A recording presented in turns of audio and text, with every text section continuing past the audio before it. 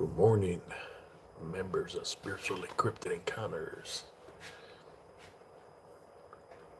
here on YouTube. Those that follow Spiritual Encrypted Encounters on Facebook, and those who follow my short reels under HCS on TikTok. How's everybody doing this morning? I hope everybody's doing great.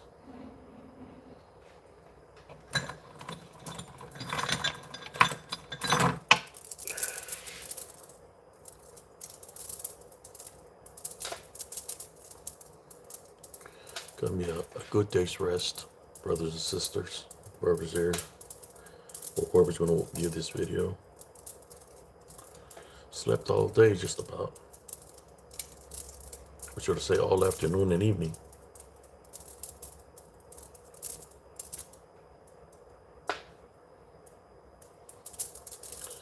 I like doing the live feeds off my phone because the connection is better than what I do on my laptop. The only thing is I don't get the sound effects that I normally do.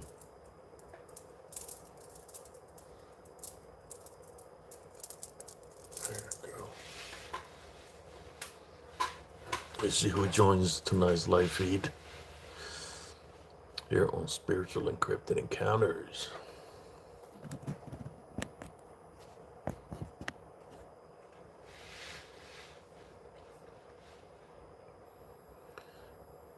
I've been how you doing, runner? How you doing this evening? Oh, should I say this morning? Good morning. As for me, I slept most of the afternoon and evening time. Then I get up to like around 9:30. I was a little bit tired, doing the late night lives and sometimes not sleeping right. We gotta get our rest. So I'm wide awake right now.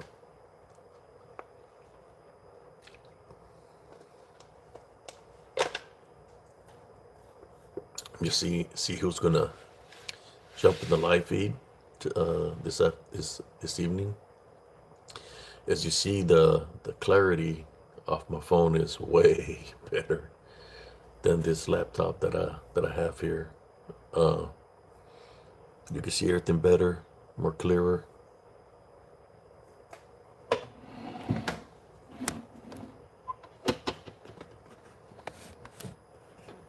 Like big time. There's no lag going on. How you doing today? Or should I say this morning, runner? I hope you're doing good. Me, I slept pretty good. Just sometimes, as I'm trying to get some rest, my dreams get interrupted. I'm talking about spiritually, Some of the things that I dream about is not, it's all a mixture of dreams. So in spite of that, I got enough rest. I rested real good. How you doing, Lizette Zacharias? How you doing, Sister Kelsey? How you doing this morning or evening time, wherever y'all at? It might be daytime for those who come from the other side of the world. Thank you.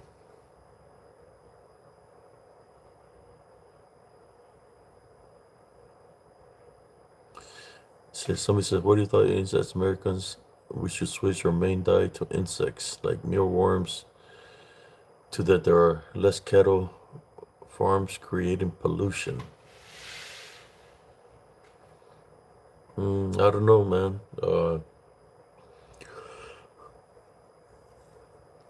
I know certain countries that are insects. Mexico, certain parts of Mexico that are poor, they'll eat ants, the red ants. They'll fry them up, cook them with some oil. They'll put onions, put some hot peppers in there and stuff, and they eat uh, red ants in Mexico. Uh, there's certain places they eat worms, but only if I had to, I would eat, snack me on a bug. But they don't have that much protein in them. We're getting a lot of. So who's winning the fight, Mike Hunt or Jenna Tolles? I don't know what you're talking about.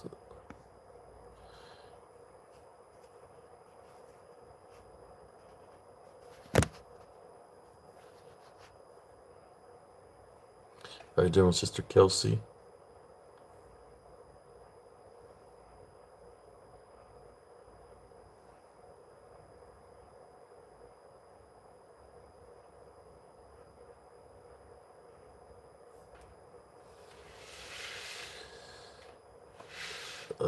Honestly, Slaughter.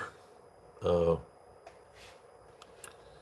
I mean, I've seen some things, uh, cryptid-like, which will be the Dogman, the Bigfoot, Mothman, but they all have red eyes, in which really the cryptids is doing injustice to the balance when they say cryptids, because I don't feel that they're real flesh and blood creatures. Because the ones that I've seen, they can disappear when you say a tie bind and rebuke in Jesus Christ's name.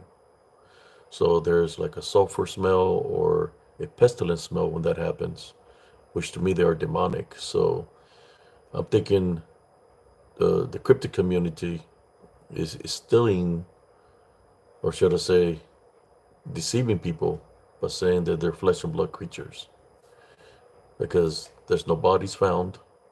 They have not one captured. I believe they are demonic in nature. And I believe if somebody's going to speak the truth, which I do here in spiritually cryptid encounters, I'll tell you that there are demonic beings. There are not such thing as cryptids, but there are demonic beings. That's what I feel. Or that's for what I've experienced, what I've encountered. They have, yeah, even the natives. You look it up. You don't believe me. Native people will say that the Bigfoots were demons, and they taught a lot of their people witchcraft and necromancy. That's what we got, a lot of shapeshifter and skinwalkers. You're welcome, Thunder. What's it, Thunderhawk?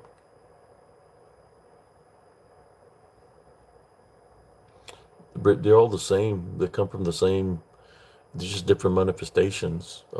We can add the gold man to it. Shoot, if somebody believed in bunnies, there'd probably be a bunny man, because if they're believing in a bunny man, there's gonna be a bunny man disappear. I mean, there is a story of a bunny man, but it was a serial killer, dressed in a little serial killer dressed in a bunny suit.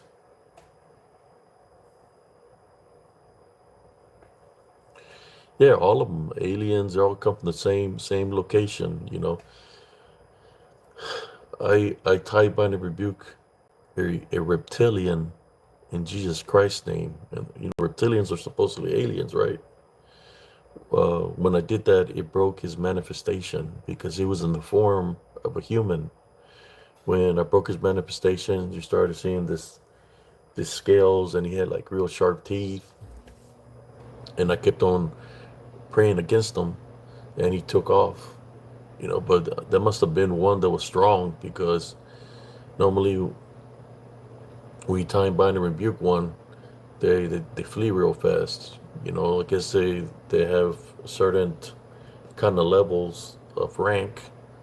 So there must have been a high rank one that I ran into, that he was able to hold his manifestation as long as soon as I started losing a love foundation, it broke its manifestation as a human being, which his skin started ripping, and I could see it's true manifestation, which I could see scaly skin, but I believe that within the manifestation of looking human to reptilian, that is true identity was demonic.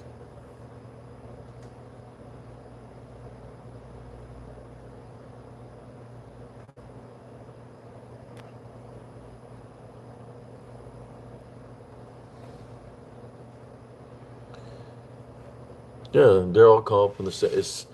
It's what people don't understand is that they use the belief factor, right? Demons, in order for a demon to have some kind of authority to, or it should have said, not authority, uh, a spiritual open to attack somebody, they gotta have something. So if the person is believing in aliens, uh, whether it's reptilians, green aliens, gray aliens, if they're believing in the Anunnaki, Apakulu, or they're believing in the Nephilim, they're believing in the Dogman, uh, the Sasquatch, uh, Goatman, Mothman, Smiley Man, Shapeshifter Skinwalkers, uh, Dark Shadow Beings, Pan, or any mythological uh, demigods. That's the opening that they use to attack somebody's spirit. It's because they're giving them the power of belief. That's what it uses, because the power of belief is belief, right? So they're believing in them, they're gonna manifest to whatever you're thinking or whatever you believe in, just so you can believe in them more, so you can get a spiritual stronghold over you. That's what they do. Let me see some of this bonnet, some of these comments.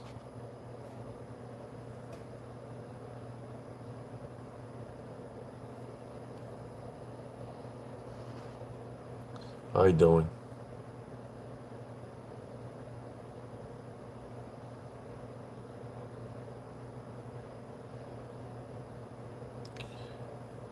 Yeah, the three knocks, that right there, this paranormal people, uh, they do things when they three signifies uh, in I guess through Catholics it's a Holy Trinity, but three is also the mocking of the Trinity, which is demons do that. So you can hear three knocks, you can hear three tapping sounds, three knocks, three pounding sounds. And then sometimes when they attack, they leave three marks, three scratches, right? When you get attacked by a demonic entity, to let you know that it was a demon that scratched. And of course, there might be some unclean spirits of people that they'll do that too, just so you could think that it's something demonic.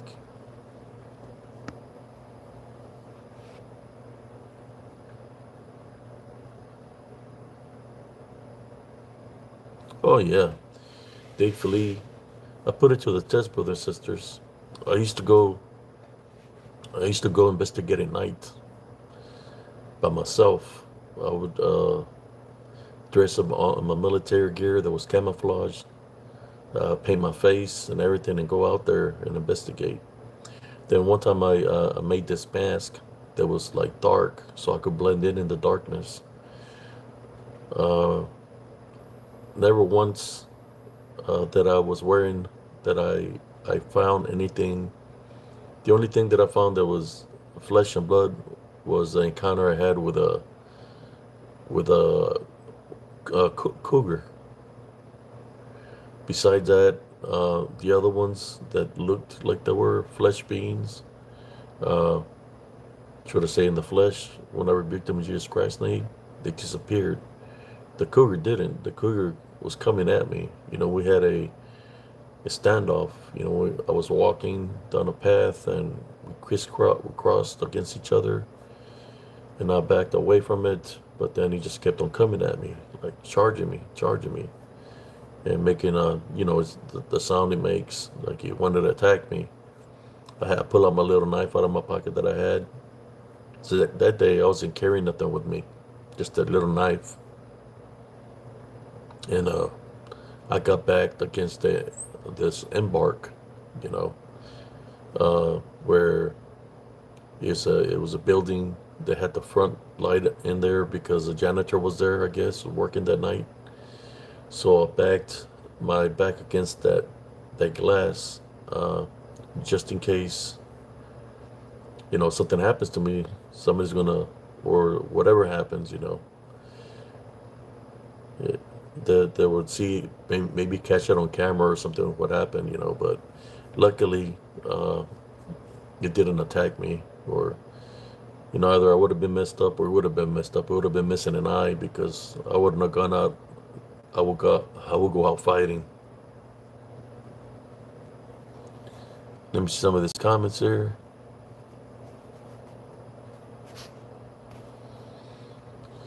No, I'm not a demonologist. I'm you could say, I fought spiritually all my life since I was a kid. I spent time with a curandera when I was young. I was in the military. You could say I'm a representative of Jesus Christ. I work under him, and he's the one that guides me spiritually. And that's why I'm making these videos at this time frame, because it's about the balance. So I'm just here to share my wisdom and knowledge to whoever views.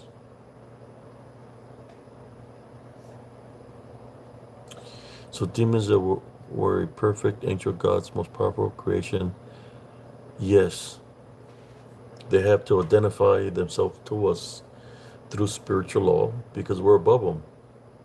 We're in a higher order than them because they're fallen. They got casted from heaven. We have a chance to make it into the kingdom of heaven, but since we're living in the flesh, they don't have a body. That's why they possess. That's why they possess people that have spiritual openings. The spiritual openings could be believing in those things that I was speaking about. Could be fear, anger, hatred, vengeance, and unforgiveness. Unforgiveness will be the number one out of all of them.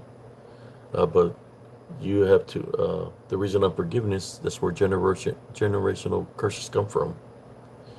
And you have to forgive and cut those negative ties of the people of the past in order for you to stop the generational curses. So once you do that, since forgiveness is part of love, the Heavenly Father blesses you with the spiritual gifts of discernment to be able to see this. It's an automatic thing. They know that the Heavenly Father is blessing you with this thing, so they come at you and try to get your attention.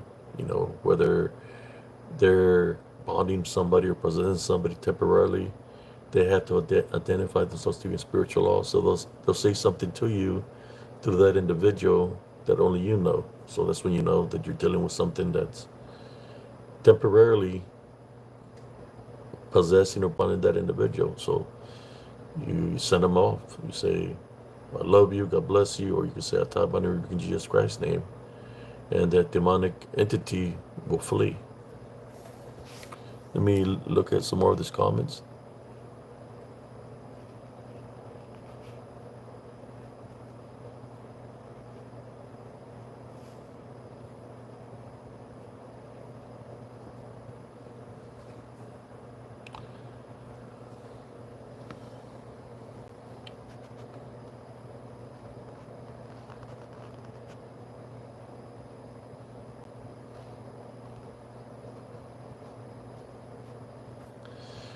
Kelly Fritz, I am not. The like button says, I gave up on God, to be honest. I gave up on God after Afghanistan because what I saw was evil and yelling Jesus' name and didn't save anyone. Well, maybe brother, whoever that is speaking here as a like button. I believe maybe you're your prayers wasn't answered because maybe you might have had a spiritual opening, or maybe you might have done something that you wasn't doing. So the whatever you seen out there, if it was something spiritual, then you didn't get spiritual assistance because of what you might have done.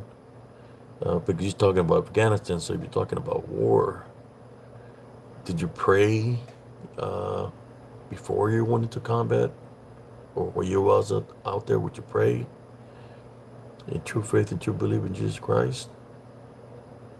Or what did you see? The degen?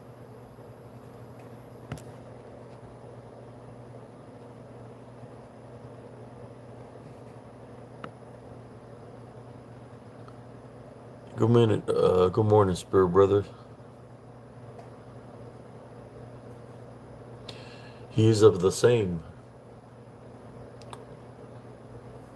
He is of the same. Why do you think the demons fled the way they fled? Why do you think they fled the way they fled when you say Jesus Christ's name? Jesus is the name here on earth. But what do you, they know who he was. They call him the Holy One.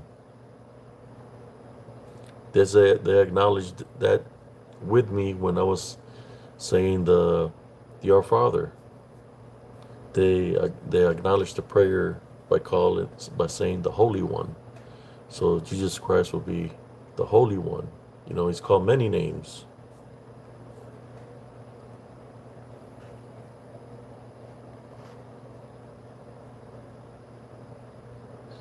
No, he wasn't a real Marine. Sergeant Slaughter wasn't a real Marine. He was just playing the role. The one that was a real Marine was a female wrestler that was there about 2 years ago. I can't remember her name, but Sergeant Slaughter was never a Marine. Bobby Lashley was in the Army. One of the guys from this is a wrestler that used to be a Marine in there right now. Uh, Street Profits, the skinny guy, he was in the Marines.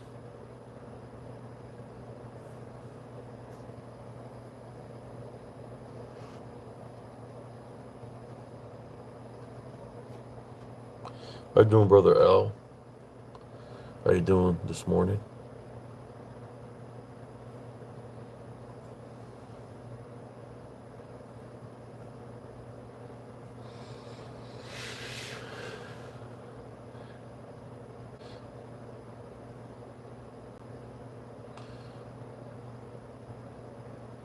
You know, sometimes, brother, uh, um, like button, if when you pray in numbers, and if the people that are within the group, if you're holding hands, the chaplain is non-denominational, so he really doesn't say too many things about Jesus Christ. He won't tell you. Uh, he just keeps it limited because he's trained to uh, all religions, including people that do the Wiccans and everything. So when you have a prayer like that, and the guy has to be open to everybody's beliefs, well, that causes a problem there, right? Because the belief should be in Jesus Christ. He's a non-denominational, in which he accepts all beliefs, and that could have been the problem there. That maybe that's why prayers wasn't being answered, because he's open to everything. Uh, I was in the military, you know, and that's what they're about. The chaplains, they basically they're getting a good little paycheck wearing the chaplain rank, uh, but they truly don't believe 100% in true faith and believe in Jesus Christ, like maybe you would or I would. So basically, what I'm saying, you're praying with somebody that doesn't have the faith and belief in him because he has to be open to everybody's beliefs, that prayer would be meaningless. That's all I'm saying to you, brother. So sometimes it's better for you to pray for yourself, right? To Jesus Christ and pray to him so he can assist you spiritually.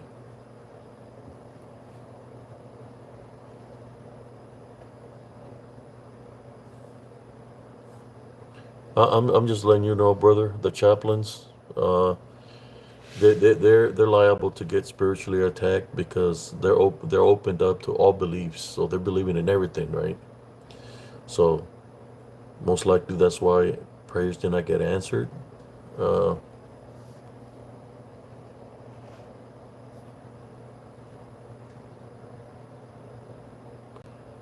he said, to be honest, a lot of stuff I have to answer for that I'm not ready for. It's a personal decision, man. Of you know what you witnessed, what you done. The only thing I can tell you is this, because I've been in combat. I was in Operation Desert Storm. Is negativity with negativity is not going to make it positive. God is a forgiving God. You have to ask for forgiveness or repent for your sins. Do that because He is a forgiving God. And as you do this and you forgive others, then He's going to bless you, brother. But you have to make that step.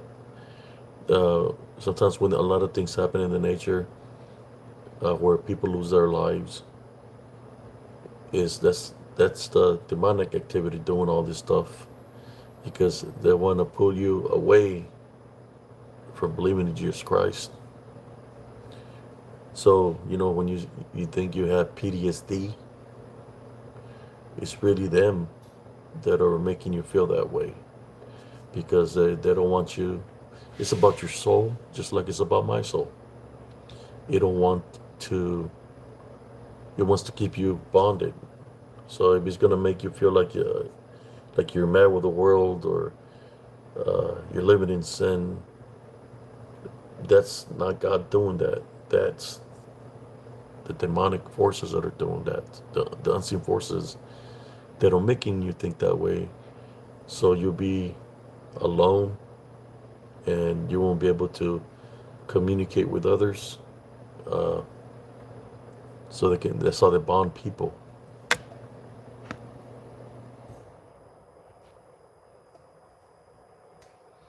No, I'm gonna share a story.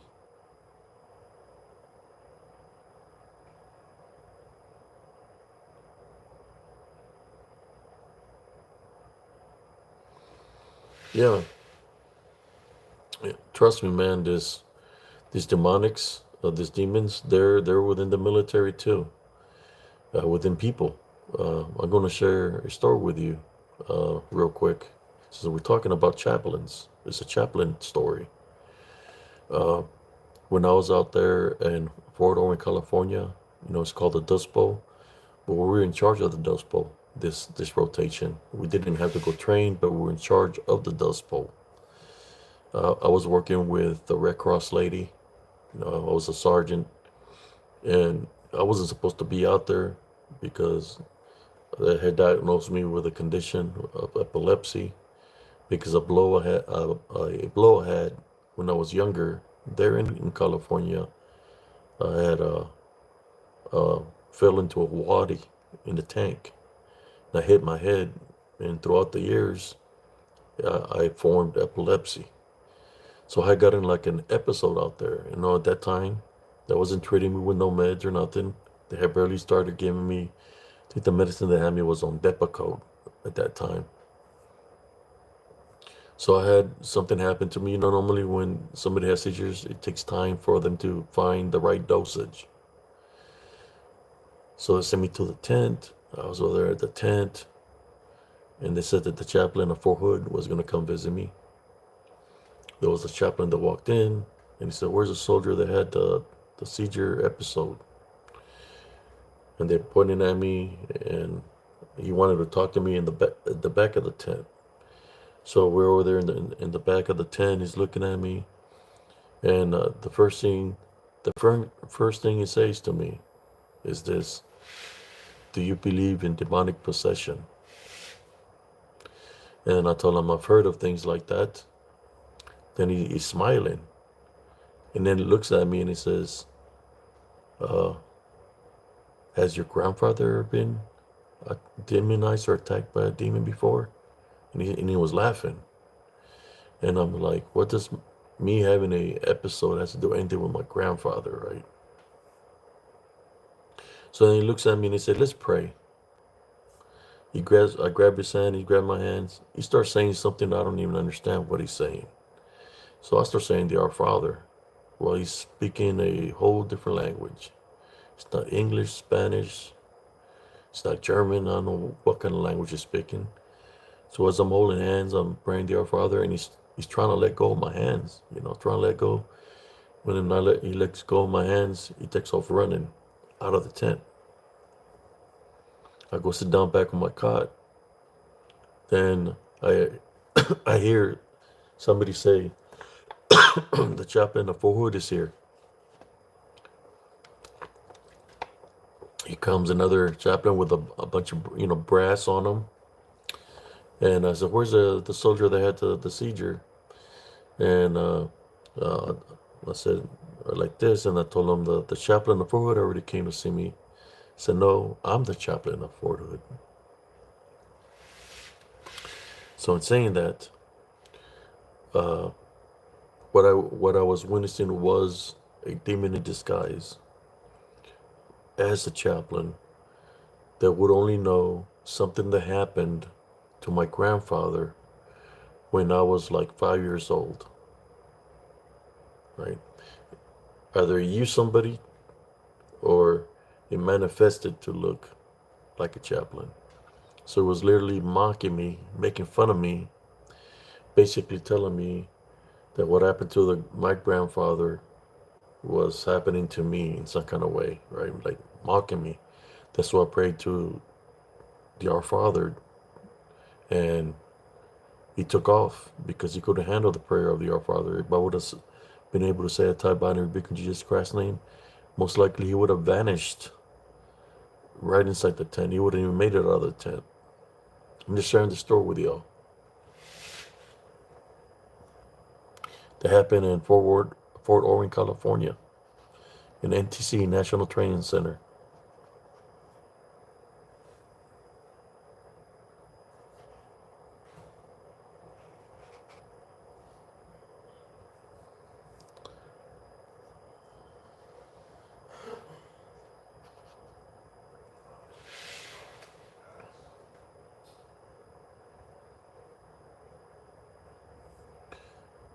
You can pray when you're playing the Our Father, you're praying to God.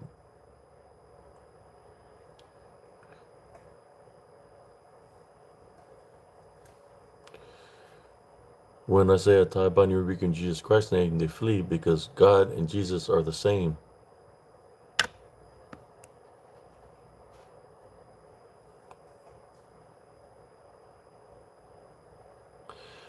Yeah, things happen in combat, man. Uh, some people they don't have they're not fully alert out there, and that's when things happen. When they're being distracted to things that are happening back home. They get in touch with their. To me, it was up to me. I would have no communications with nobody from the rear. That's a civilian or home. I would just stay focused on the mission because you're the one that's out there in one of those situations where you can die at any given day. So you have to stay focused 100%. I believe when the soldiers call back home, they talk to the wives and all that's a distraction. You're out there, you should be focused 100% on survival. Should be no distractions.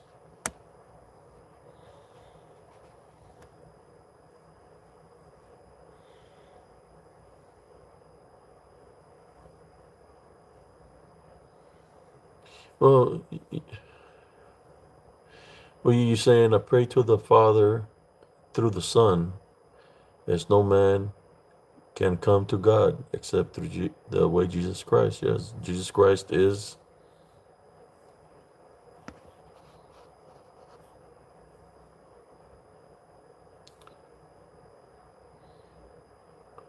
Thank you, Brother Chu Perez.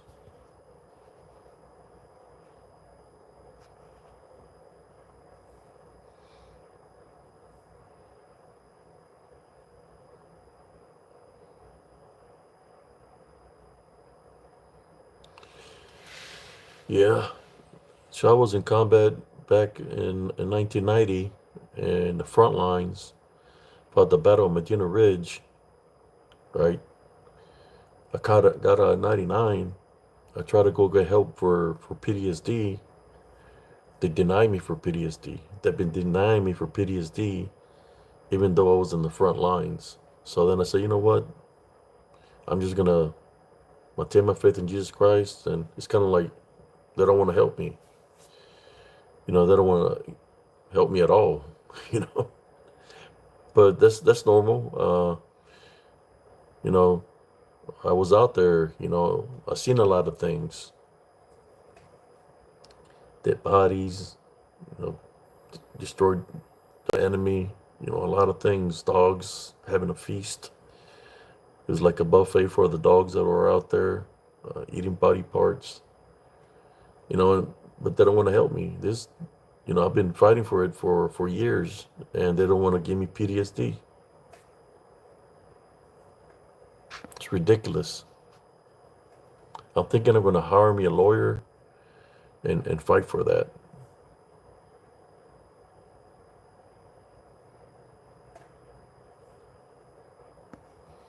But I'm, you know, I rather I'm at 90%. You know, I should have been 100% a long time ago. Uh, but I was 70% for the longest. Uh, but I'll just leave it up to Jesus Christ to guide me on what to do. You know, He's the one that blesses me in His own kind of way. So I rather He's the one that Jesus Christ, the one that be taking care of me, that I'm able to walk and do all the things that I do. He's the one that has blessed me.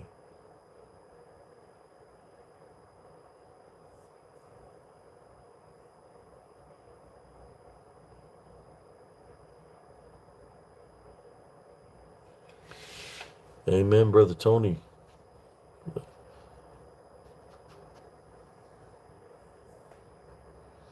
Yeah. So then, when, because the people in the VA, they know where you've been. They have all the medical records, and they have your records. They know where you've been. You know, I go in there with this hat. They already know. You know, I got my Unicris. They know that where this my unit was. We're in the front lines.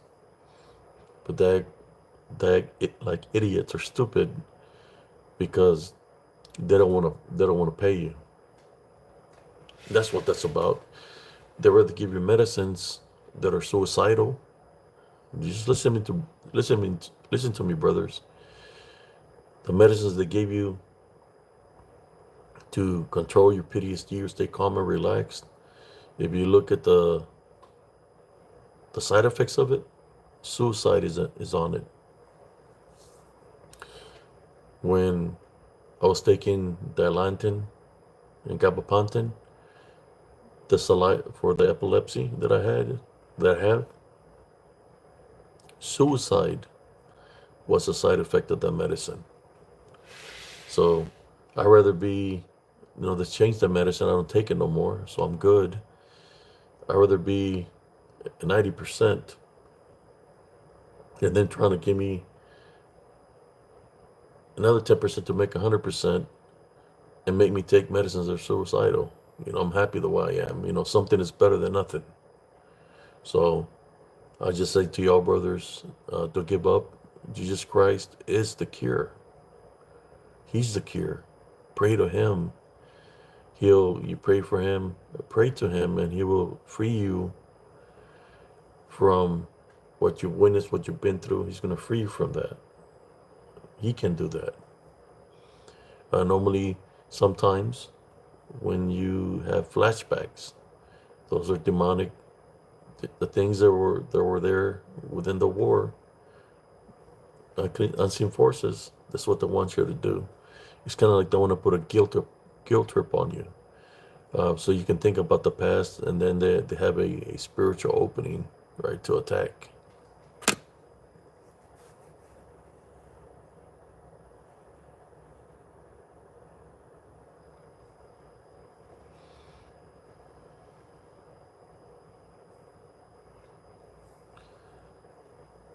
Yes, I could have been a high rank in the military, but they kept me down, man.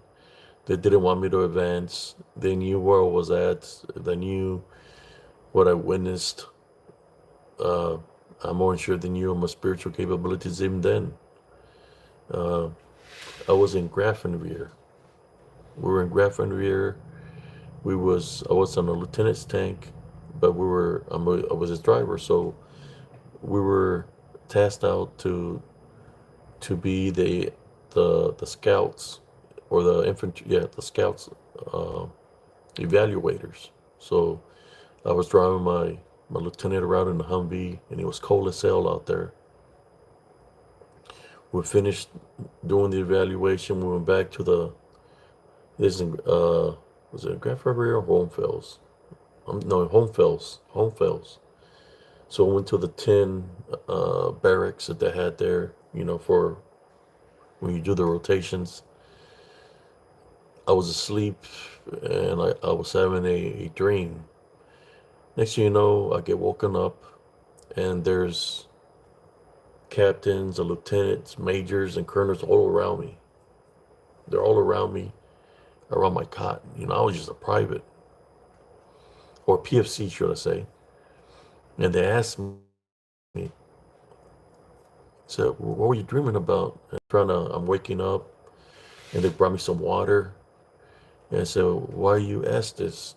I said, "Because, say, you're just a PFC, and you were saying perfect fire commands that we never heard before." You know, that's what he was saying. I said, "What were you dreaming about?"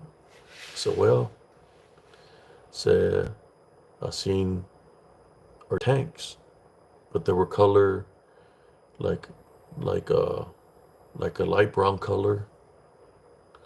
We had I could see panels in the back, panels on the side with certain marks like a triangle and numbers.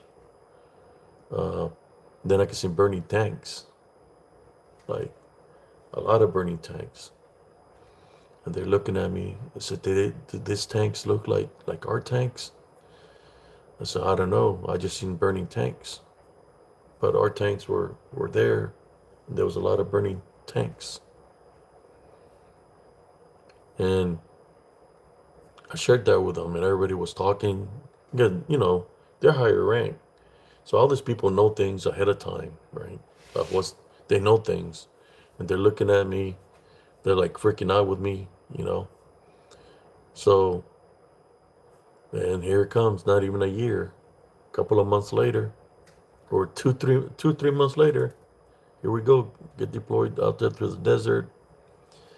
We're out there uh, after the war, after the combat, after fighting them, and then we were going to go. There we are. There I'm sitting down with this desert color, light brown tank with panels on the back and on the side of it with those triangle markers, and all the burning tanks in front that are burning after the combat.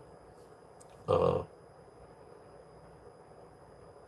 when you're spiritually blessed, the Heavenly Father shows you things ahead of time before they even happen, so you can prepare yourself for what's to come. And I believe that's what the dream was about. It just happened that they heard me uh, saying fire commands, repeating what probably Matissima will say, you know, and they were hearing me, so they woke me up to find out what was going on. And ever since then, I feel that they know of my spiritual capabilities, so they try to give me a hard time, even though they know that Jesus Christ is with me. That I know when somebody's trying to come at me against you in a negative way, because Jesus Christ shows me these things.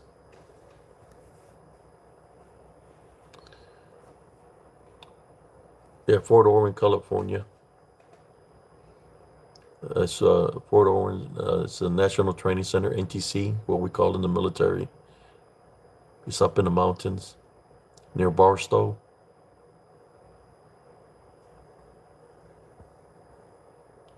Well, I'm sorry you feel like that like button, but I'm just saying I'm gonna pray for you right now.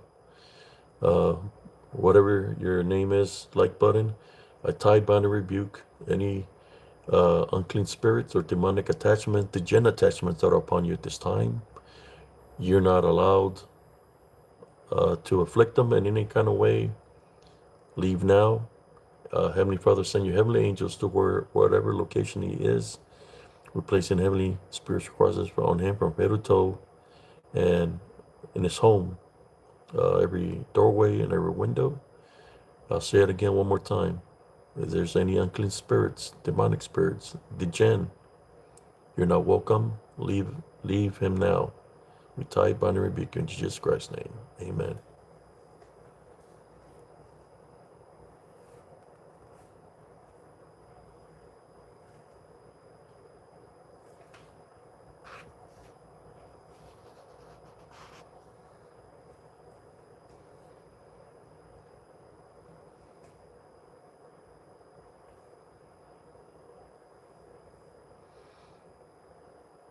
I hear realistic machinery, but that's why you have to maintain the love foundation. You truly have to have the faith, true faith and true belief in Jesus Christ, in order for you to, when you went up in a situation that you have a demon encounter, then you fight it spiritually, because you're not going to be afraid of it, because what's within you is a lot stronger than what's already fallen.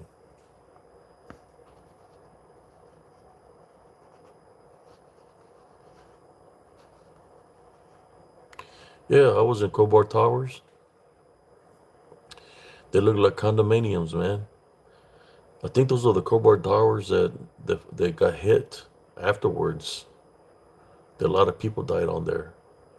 But I remember Cobalt Towers. We stayed up there in one of the rooms. It had the big field. I know I was there during Operation Desert Storm, so they had a big field, like it was sand, where people play football, volleyball. Then you would go eat at a different location where they would have the civilians with their gloves, where they were serve you the food.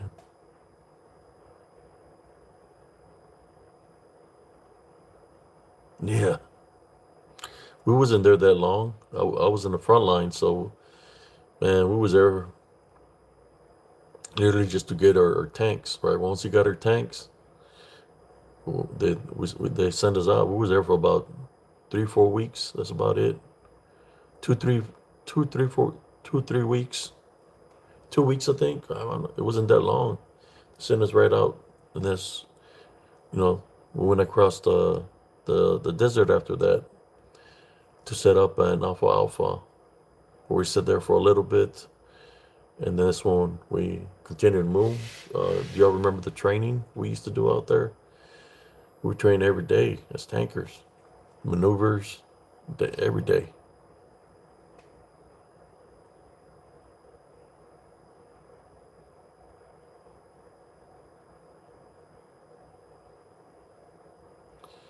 You're welcome, brother. Yeah, this other people, this guy, he's got issues. You know, this is for I'm here for everybody. So, you know, yeah, he's just a troll. He likes messing with people. He's never been in the military. He's never left his home. So, I just Pray for those that truly want help. And I pray for my brothers and sisters, spiritual brothers and sisters.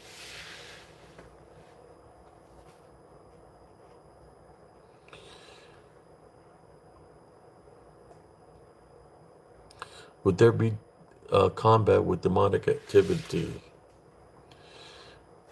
Would there be combat without demonic activity? That's part of the balance. Everything that happens in this world, in this life, is about the balance.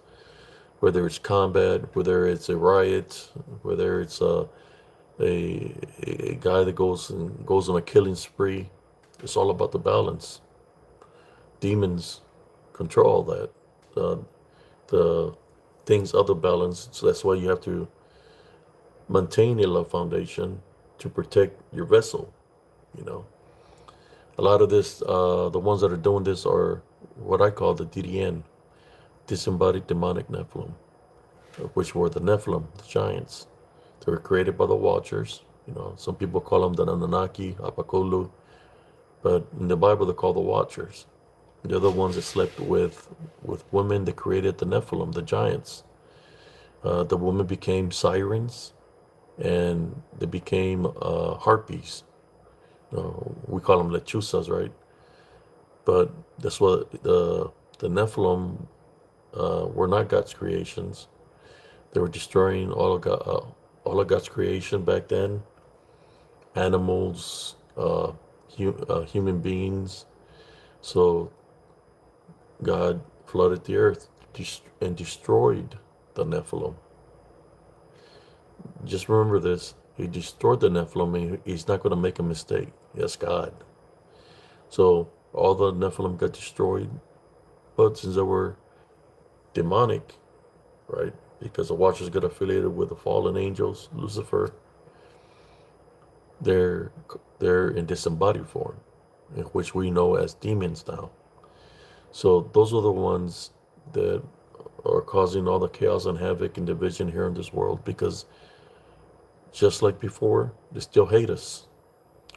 The reason they hate us, because we're under God's image, but most importantly, we have a spirit, right? We have a spirit, and we have the opportunity to make it into the kingdom of heaven. They don't. Their fate is already sealed. So that's why they possess and make things happen a certain way, because they want people. It's not about the wars. It's not about people just going crazy all of a sudden. To them, it's about destroying the vessels to collect the souls. Because when that time comes, they will be thrown into the lake of fire with their creators, the Watchers, Lucifer, the Legion, and anything that's unclean will go into the lake of fire. I'm just sharing this with y'all.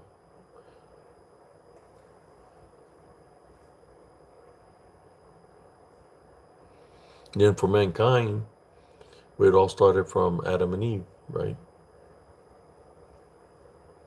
The sin of the temptation of Satan, what it did, you know, in which it was a perfect, right?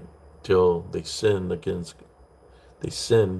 by being disobedient, and that's how all this, how it became part of the balance of good and evil, Abel and Cain, you know, and no more stories from generation to generation. Let me continue to read the comments here.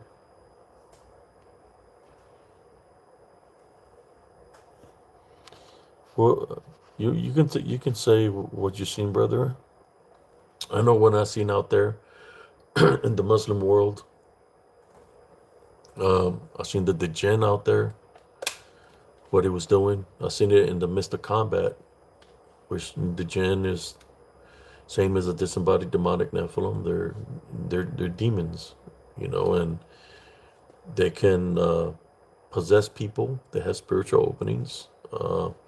It's what when a lot of people come from combat or from a location where there was combat, sometimes they might have a negative attachment on them.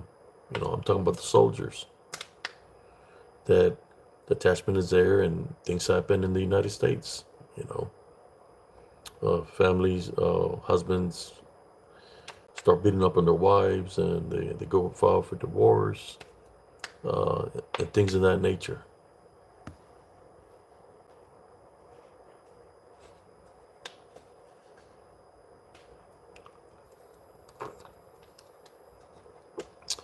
Well, let's think machinery. I hope you can, if you can, send me the info, man. I need some help. Uh, I mean, I'm spiritually strong, but not so. I found my country in the front lines. I think the that I was out there in the front lines. They should give me my 100%. I mean, if it's something that's there to help me get my 100%, I'll go for it. But if something that's just there to just want to give me meds, hell no. I'd rather be like this, how I am right now. Through uh, be healed through Jesus Christ. I was in one of the first programs for PTSD here in Temple, Texas in 2002. They didn't want you to say nothing. They just wanted you to listen to what they say, and the only thing they want you to do is take their medications. And I declined taking their medications. I got out of there, and then I went back again later on to fill out some more paperwork. But that second time I went, they denied me. The doctors just wanted to say, "Are you willing to take our medications?" That's all they wanted to know. They didn't want to hear nothing about what you were going through or anything like that. Just wanted to know if you're just going to take the meds. And I believe we've lost a lot of veterans like that because the side effects of those medications or suicide. I had a friend that was normal. He was doing the PTSD thing. They started getting on the meds. His wife contacted me saying she was worried about him. He's not acting himself and all this.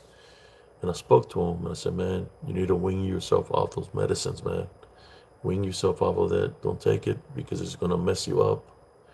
The side effects on it are a lot worse than what you think. He weaned himself off of that and he became better and he thanked me, you know.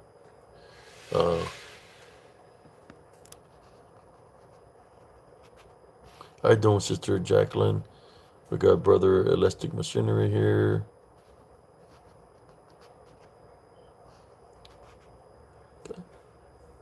Oh, yeah, we've been through a lot of crap. Just like I go through crap all the time, I go to the VA. I was surprised they treated me nice this time around. I'm more sure they know by now that I got a podcast and they know that I'll be talking badly about them because of their care, and which is really bad, you know.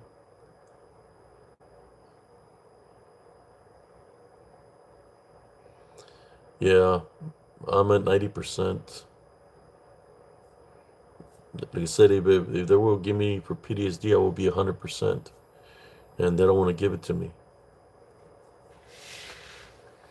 I got hit by chemicals. I got hit by a blood agent. They didn't give me nothing for that.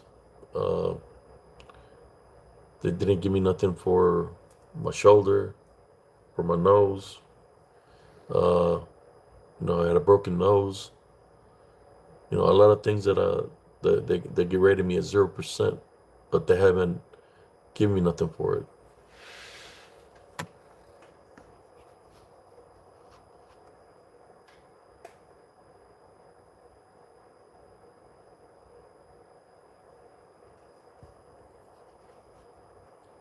I'm reading the comments, brothers and sisters.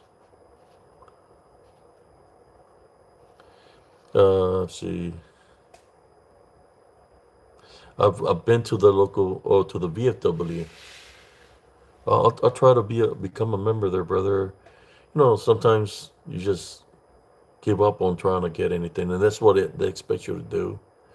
That's why we have a lot of veterans that are homeless because every time they try to get help, they denied them. So I've been there. Imagine this. You already have the PTSD of what you're witnessing, what you're seeing, which is something that's life changing, right? Because of being in combat. But then, because of that, you have spiritual openings. So you're struggling with the PTSD, then you start getting attacked spiritually. So you have PTSD, start getting attacked spiritually through people because if they have a spiritual, they'll use them to come up against you. So you're at the VA, people coming at you in a negative way. That's one way that they can attack. And then they attack you unseen, in which you might hear footsteps running behind you. You get hit, you fly 4 or 5 feet in the air. I went through that in Elms Grove. You could say there was a physical hit on me and a spiritual hit on me. And I'm still here standing. All because and through Jesus Christ. That's why I place Jesus Christ in a high pedestal. Because if it wasn't for him, I wouldn't be here right now. It's sad when you go to the VA and the doctor say to me, "You still here?" When they tell you you're still here? Yes. Thank you to my Lord and Savior, Jesus Christ.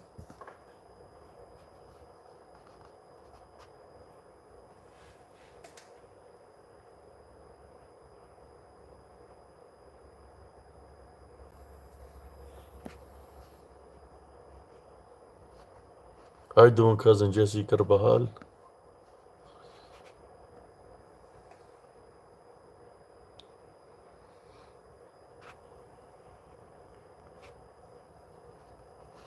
We got Sean Willis. I was in the Army, a 19 kilo tanker. Here's my unit crest from when I was in 135 Armor in Erlangen, Germany. That's my unit I went to combat with. This unit crest got an armadillo. And I was with 212 Cav for about 9 years on Fort Hood. Before it was 212 Cav. You see the cactus? It was 132 Armor. So I was in 132 Armor for about 2 years. Then they changed colors to 212 Cav.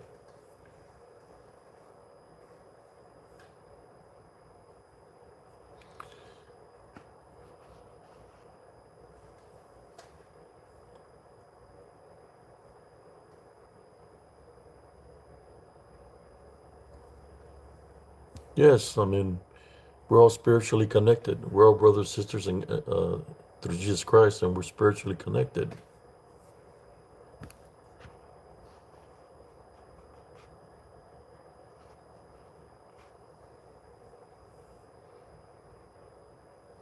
Somebody says, see, ancient minds said, is it possible for each individual's spiritual experience and physical reality to be entirely relative, thereby making the concept of existence and truth unique and exclusive?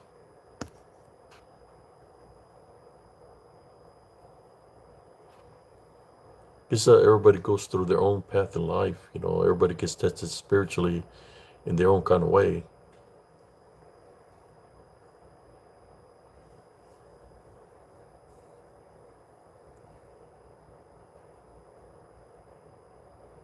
I'm reading all the comments. I gotta flip it with my finger since I'm not using the computer, but look at the color. My cell phone has good color on it. Forgiveness. Thank you, Scolsey.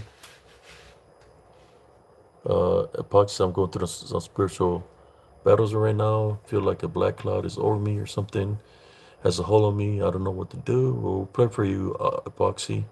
I don't know if you want to say your name or not, but we're going to pray for you right now. Whoever is behind Epoxy 911. At this time, we praise for this individual or this We're placing heavenly spiritual crosses on them from head to toe. We're placing heavenly spiritual crosses in their home, the doorways, the windows, or any passageway. If there's any unclean spirits around exposing 911, we tie bind our we tie bind and rebuke in Jesus Christ's name. We're taking authority over you through Jesus Christ. Epoxy wants you to leave him alone or leave her alone. You're not welcome. We're calling upon the heavenly angels to do a clean sweep of Epoxy 911's personal foundation and home at this time. To do a clean sweep. This I pray in Jesus Christ's name. Amen.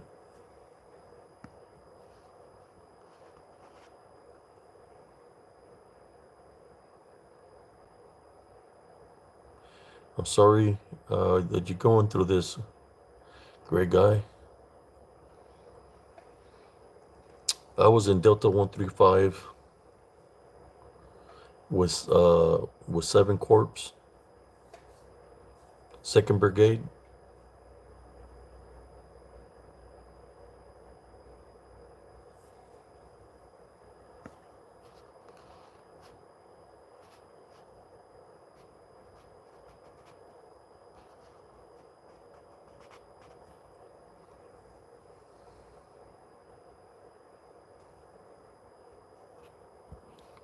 You're welcome, brother. Brother Chewy. Princess Panargayo. Hi, how you doing? Jeremiah. Well, we just brought back a memory. Combat medic. Sniper here. Heat. Detector scope. Got me crying. It wasn't even something fair.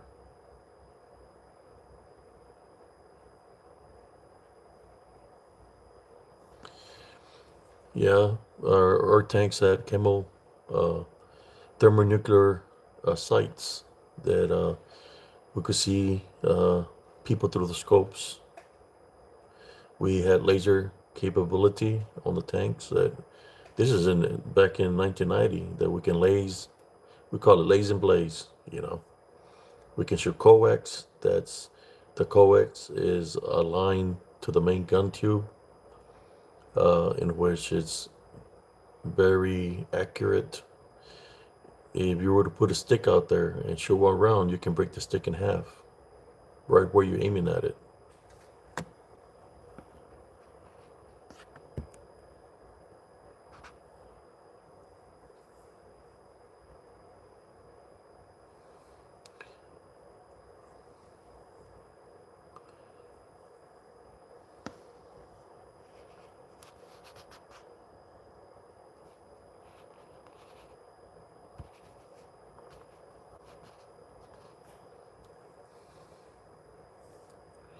You're right. I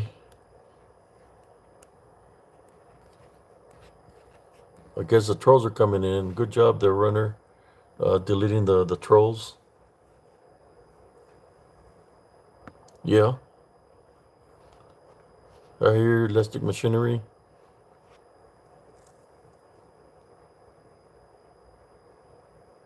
Yeah, go ahead. Do what you got to do. Whoever's got an admin here, whoever's trying to troll, don't let them come in. Some way you get rid of trolls. That's the same way you get rid of demonic activity or demons.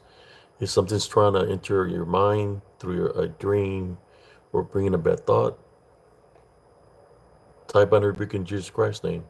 Wake up. If you wake up from your dream, tie bind and rebuke in Jesus Christ's name, and take authority over it. That's what we're supposed to do. Same way you handle a troll. That's the way you handle anything unclean or anything demonic. You don't give it any kind of power over you. You're the one that has power over anything that's fallen, because we're children of God, and our destination through a love foundation is to make it into the kingdom of heaven.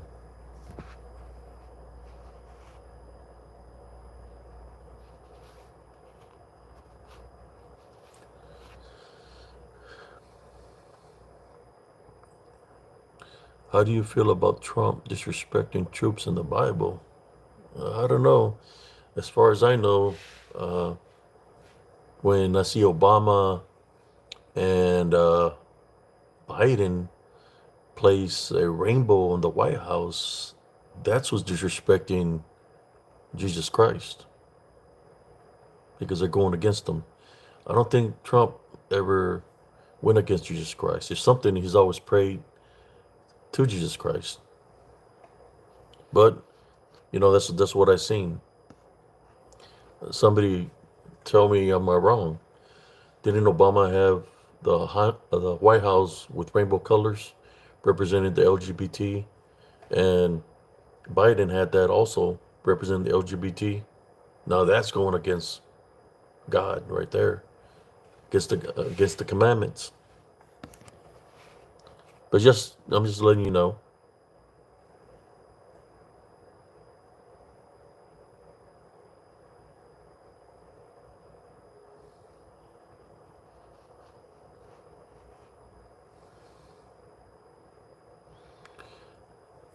I mean, runner. Yeah, I have friends that you know, maybe one day I'll guide me. Somebody will guide me to who to go to. But you said to go to the VFW. That's going to be my next step. Try to get some assistance somewhere else. Go talk to them. Become a member. Maybe they can get me, and I'm going to tell them that they keep on denying me, even though I've been in combat and all this. They keep on denying me. Okay, here we go. Yeah, if he jumps again, just ban him.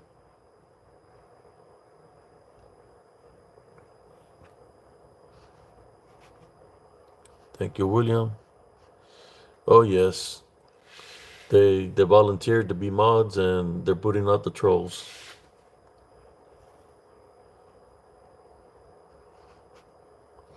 Uh, Let me keep on reading these comments here.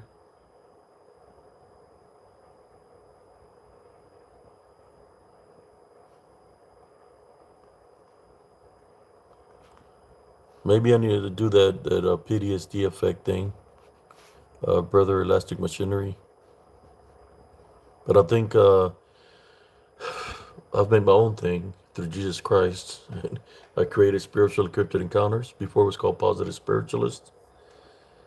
Even then, in positive spiritualist, I would talk about uh, everything, military, just the way I do here. But people come at me and that got deleted. My profile from Facebook got deleted. I recreated it again and stopped growing because they attacked me. Created spiritual encrypted encounters on Facebook, and that one still it stopped growing. So I'm here. I mean, people do go and join, but it's like I having a lot of people viewing and tuning in here on YouTube, which is awesome, and I appreciate every viewer here.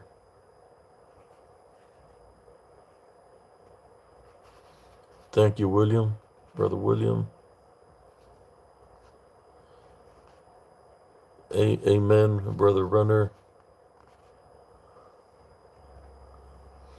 Oh yeah, I have all that videos here on YouTube. I even show my awards from combat.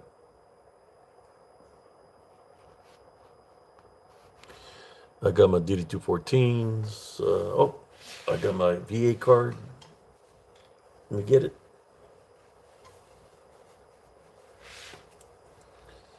Normally I put my wallet in the room, but I have it in my pocket right now. Okay. Let's see here.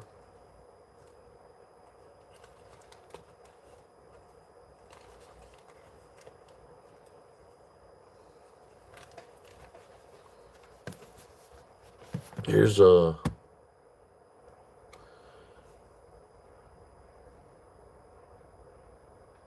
veterans should have a VA card,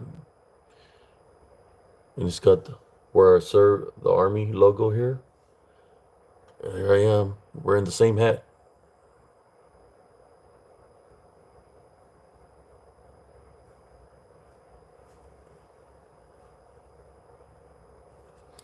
as my VA card. You know, when people jump in here and disrespect and they try to say I'm not a veteran, and I got, of course, my old military ID, or when I served. Uh,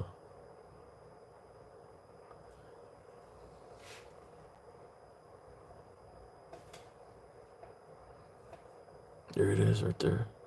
That's me.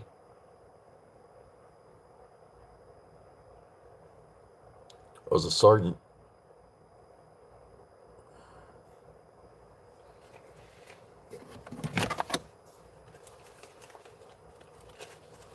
Okay, let me read some of these comments.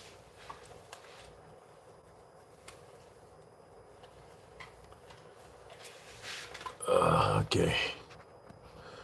I was stationed and I was basic training was in Fort Knox, Kentucky. I was stationed in Germany after that in 135 Armor. Then after the war, I got stationed in Fort Hood.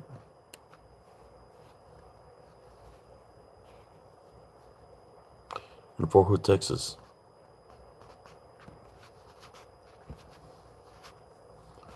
Let me catch up on these comments.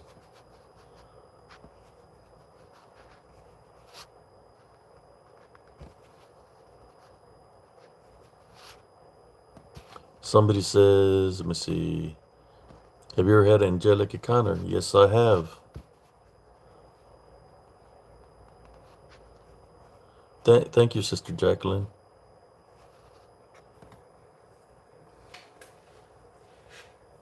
Uh, the angelic experience that I had happened when I was in 7th grade.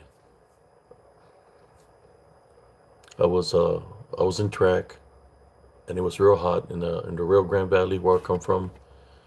It's hot, and I was thirsty. There was a pharmacy called Watson's, and they had a water fountain in the back. So I stopped in there to drink some water. As I was gonna cut through the store, this old lady appeared in front of me. You know, she just got in my path, and she asked me. She said, "Are you so and so?" She said my name. I said, "Yes, ma'am." You know, I was talking to her with respect. And then she said, "Are your parents so and so?" I said, "Yes, ma'am. Those are my parents."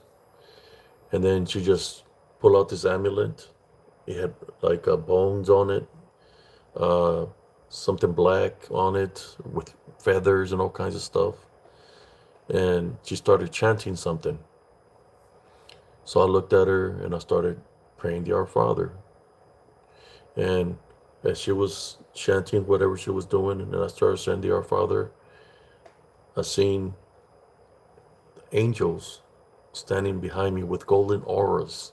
They were behind me. There was like 12 strong with golden auras, which were golden aura around them, right? And as she seen them, because I could see them through my parallel vision, I seen them. I never turned my back because I was fighting spiritually, but I was able to see them behind me. Uh, the lady dropped the amulet, it shattered on the ground, and she took off running.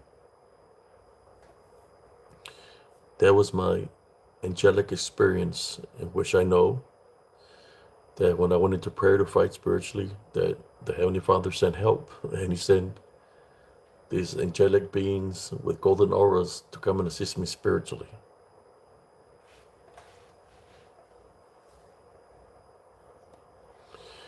There were golden angelic beings behind me.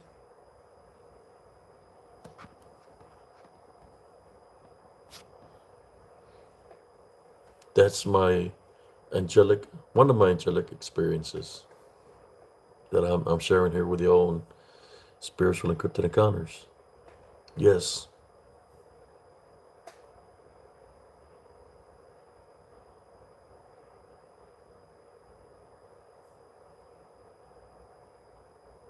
Yeah. Sometimes I've had that experience.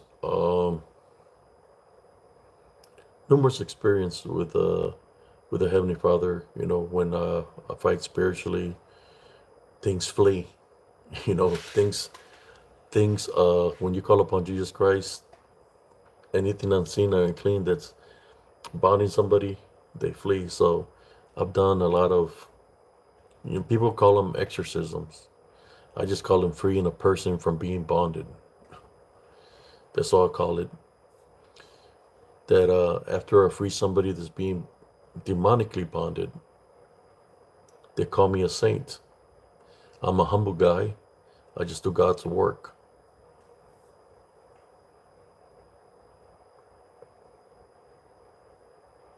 When you tie, bind, and rebuke them in Jesus Christ's name, or you go into prayer, they flee. Normally, when they have somebody possessed, the person is acting strange, you're thinking it's a person that's just being rude, or the person that's acting in a certain way. But through the spiritual gift of discernment, you're able to identify, because through the spiritual law, the demon is going to let you know something. So that's when they let you know what it is that's controlling the person. You say, I tap on the rebuke in Jesus Christ's name. You can say, God bless you, I love you, and it'll flee real fast. They're afraid of a love foundation. Jesus Christ was a but a love foundation. All right? Forgive is part of love. Yeah, they flee. They run away. So all these people that are worshiping things that are fallen or anything demonic, Lucifer, they're fallen. We're greater than that. Don't let anybody deceive you to think that what's fallen is greater than you, because they're not. Their, their fate is already sealed when the time comes of the day of judgment.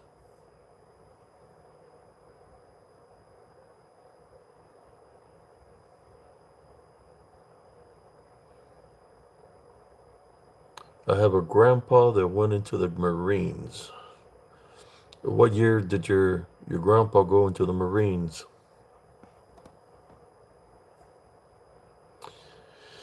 I just got it. To the natives, it means it actually catches, a dream catcher can catch unclean spirits of some sort that they get trapped within the dream catcher. That's what that means. To me, I just bought it at a flea market. The big blue one there, I got it for 50 cents. And the other one for 50 cents, I got one with a wolf and it's got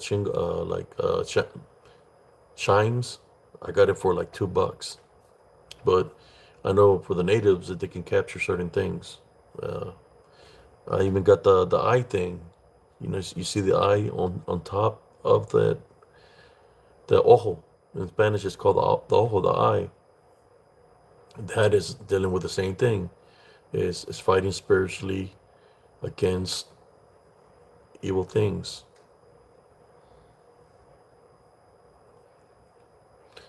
The number one protection is Jesus Christ, but that can protect a home. I guess you could say minerals can protect your foundation. Black tourmaline, like a black tourmaline selenite around my wrist. You remember correctly, where was it yesterday that I told you to feel like somebody pressed on my head yesterday, but it's not happening right now. Yeah, the evil eye, el ojo, the evil eye. Yeah, I just put them there for display because I have all my minerals over there. I have an old flute that looks like a ray gun of some sort that I bought on an estate sale. Uh, I have what seems to be like wands, man-made wands that have minerals on them and scepters on the end. You know, for those that are into like Harry Potter and stuff like that. But I just bought it for display, you know. Uh, I have minerals everywhere. Here's a selenite massaging wand. It's got a point.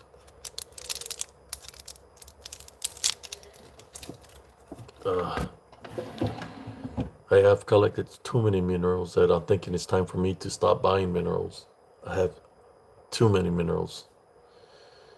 But y'all know why I started collecting minerals. I was talking about it yesterday. But yeah, I'm thinking that I have enough already and it's time for me to stop and start saving my money and use it for something else.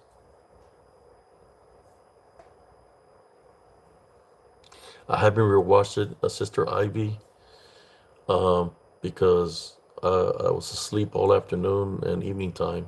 Um, I haven't rewatched the video to see if I capture anything in it. That's one of the reasons that I would do my videos on YouTube. I mean, on Facebook, because on Facebook, if something happens, I could always download the video. I don't know if there's a capability of, because I'm new to YouTube, I don't know if I can download the video off of YouTube so I can review it. Uh,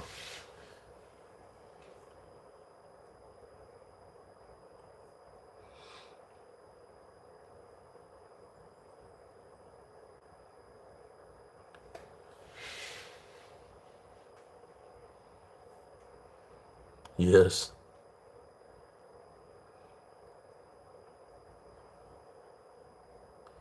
Oh, we got a troll here. There you go. They left.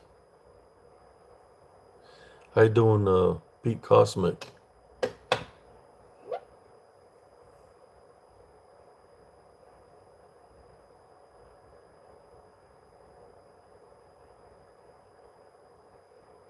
All the trolls are starting to come out.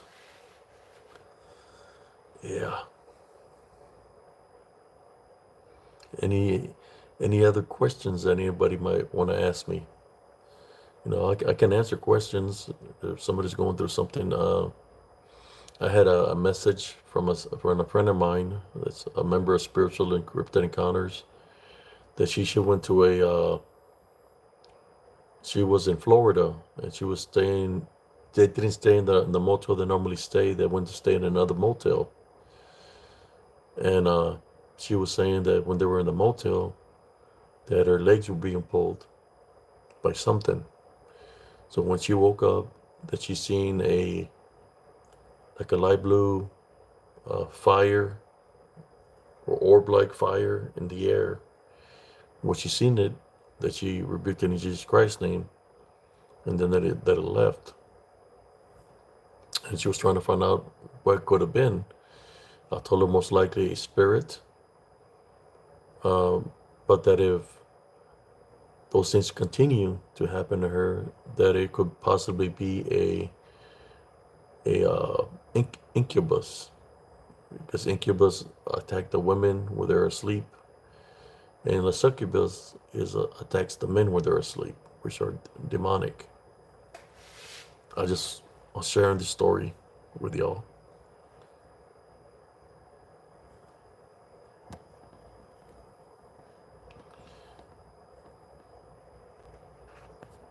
Yeah, she shared that experience with me. She said it was like a fire, like a like a blue fire in the air.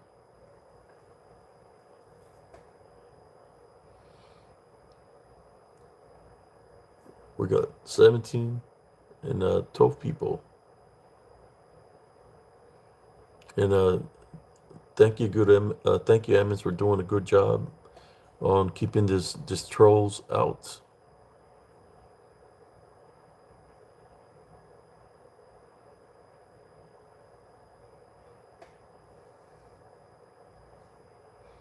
There's another troll. That's Corner on the Cob identified. Marquita Moore. Kick Marquita Moore out. That's Corner on the Cob guy from Oklahoma. He's saying his son's name. If you see somebody say Hunter, that's the Corner on the Cob guy from Oklahoma. That's why it says, Hunter, I know you're here. You know, that's messed up that he's making fun of his own son.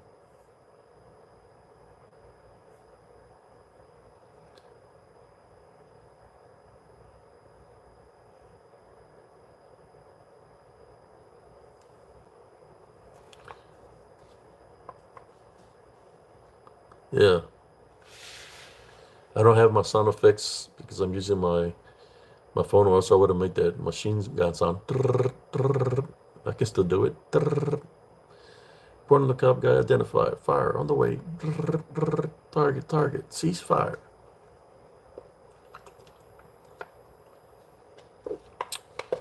Yeah, he gives himself away all the time with the things that he says. I know it's him. That's the troll.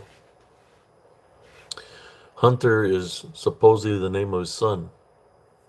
Right? His son is living with his mother because they took him away from him, the CPS. So on his channel, all he asks is for donations because he's talking about bring Hunter home back, bring Hunter home back. But they took him away from him for a reason. Hunter's living with his mother. So I say to myself, if the mother's providing for him, how come he just don't give the donations to the mother? Why is he asking for donations? Why is he wanting money now all of a sudden for his son that's not living with him? But it's crazy. And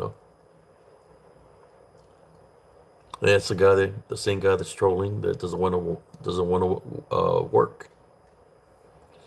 They'd be dead. That's why Hunter got taken. Is when they want to go to check how he was doing. Well, they found the house to be unfit, so they took him. It was all trash inside the house.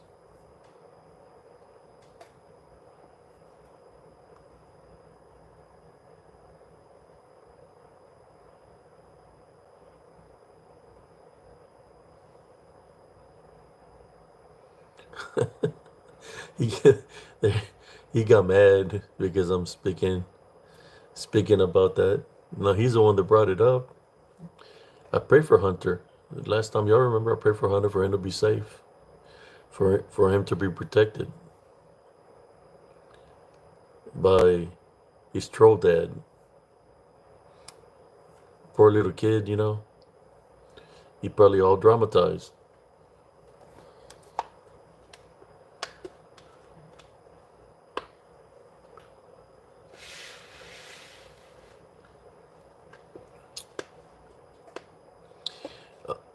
I'll share another angel encounter with you, Kelsey, but it did have to do with the balance. Uh, I will walk at nighttime. I'll go walking around up this big quad every night. The night before, I had walked 20 miles all night from like 2 to like 6 in the morning because I was rebuilding my left leg where I have a blood clot. This is back in 2012. So the following day, I go walk again to do my exercise, right? So as I'm doing my exercise, I said to myself, you know what? I'm just gonna walk back home. I'm tired tonight. I could feel soreness and stuff like that. So as I turned to walk away to go back the same route I traveled to go back home, I seen two giant red masses, like giant orbs. I'm talking about like 7, 8 foot tall orbs, massive. It was two of them, and they were coming at me from two different directions. So I'm seeing them, and I start praying to God. I say, God, please protect me for what I'm going through right now. As I'm praying to Jesus Christ, I start saying the Our Father. Two giant, bigger orbs than that. Those big came from the heavens, went directly towards them, and collided against them. When they collided against them, the red dispersed in little pieces. Both of them dispersed in little pieces. Then the giant uh, light blue orbs that went back into the heavens. I believe that was angels fighting demons. And the angels were victorious. They came to protect me from the demonic entities over there. There's another good heavenly angel story for you. I'll never forget that evening. It's late at night. It was like around at that time, like around 1:30, and it happened that way. I walked back home, made it home safely, and I said, "Thank you, Jesus Christ." He got me out of that situation.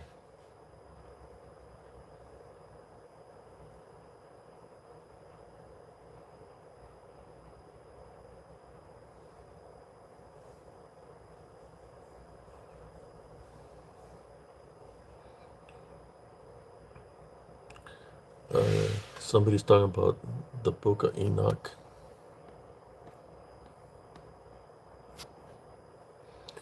My cousin Victor, he passed away during the COVID.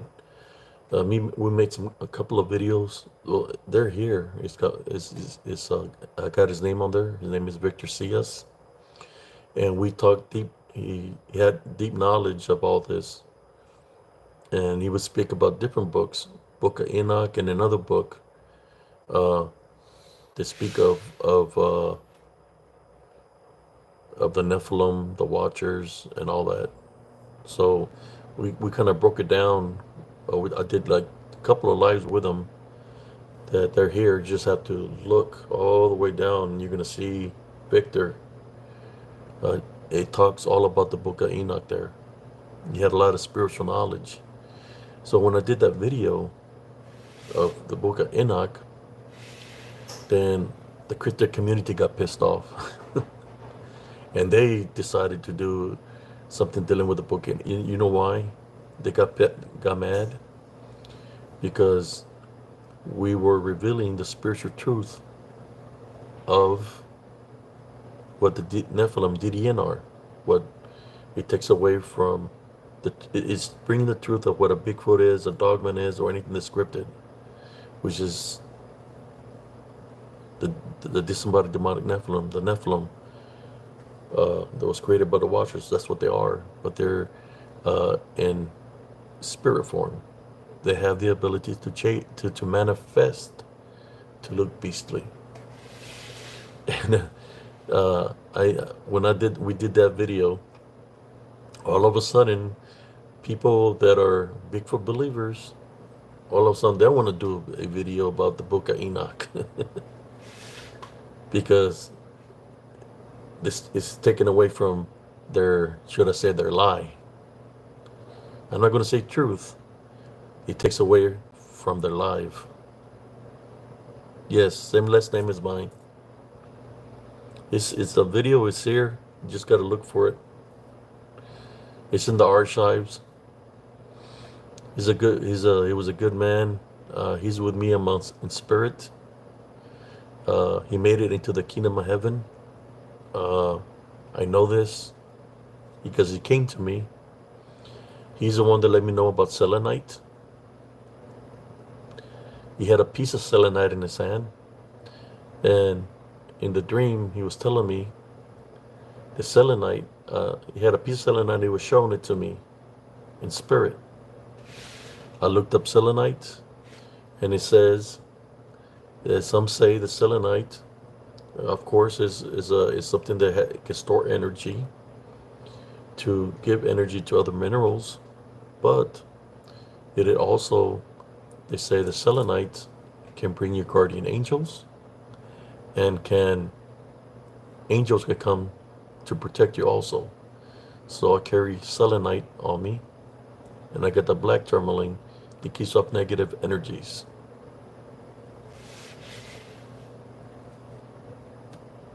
Yeah, we made a couple of videos. I did some with him, and then he did some with me. I downloaded the videos I did with him on here. Look up for a title of He's dealing with the DDN, the disembodied demonic Nephilim.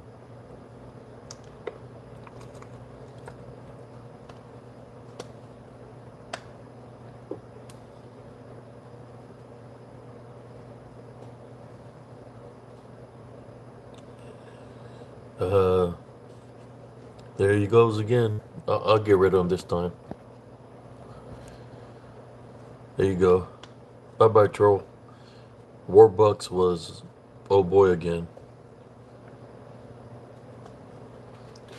It's coming with all his fake profiles. Good night, Elastic.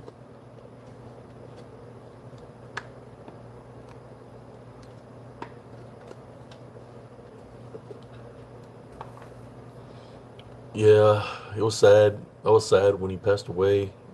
I couldn't go to his funeral because it was during the time of the COVID. I was kind of sick myself, but all I remember is I got a message from him. He said, "Hey, cousin, I'm in the hospital." And next thing you know, it's like, "Hey, cousin, I don't think I'm gonna make it. I think it's my time." And I said, "I'll keep you in prayer, cousin." I prayed for him, but then that was it. Following day, he was gone.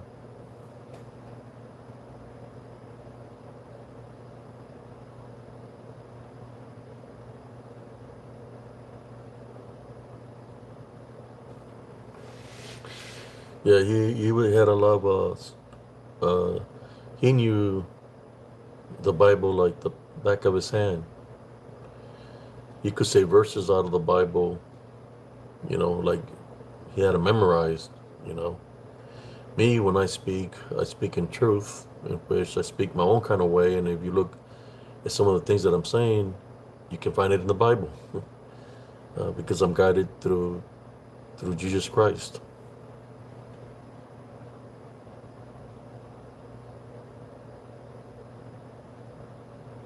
There he is again. There he is again with a different profile as Bobby Shelton.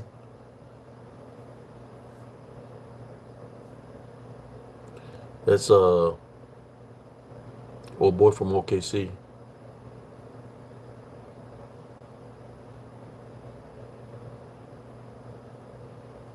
Man, come on, Michael, stop trolling, bro.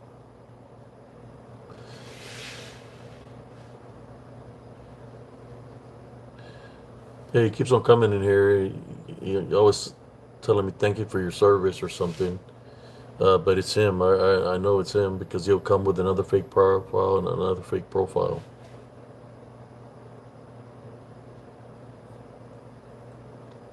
Yeah, the only thing I can tell you is this. As you have your relation with Jesus Christ, you forgive because part of love. He bless you with the spiritual gift discernments, and He'll guide you with this spiritual gift discernment. He'll show you things ahead of time. So if you don't want to believe in something that's written by man or anything, well, believe in Jesus Christ because He's the one that's going to guide you to understand what you're dealing with.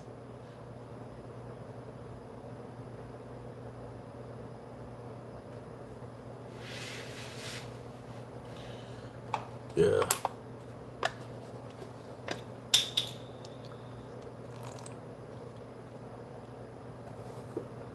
That's why I'm able to identify uh, the DDM. You know, they're demons, but I call them disembodied because they're in spirit, demonic because they are demonic, Nephilim.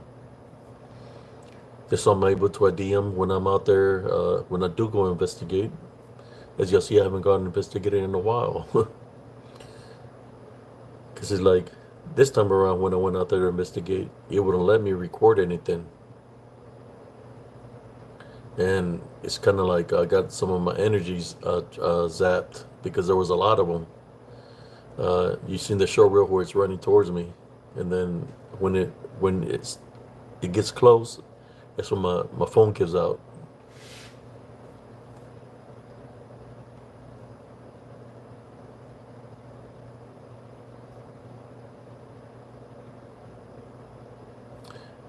I won't say it no more.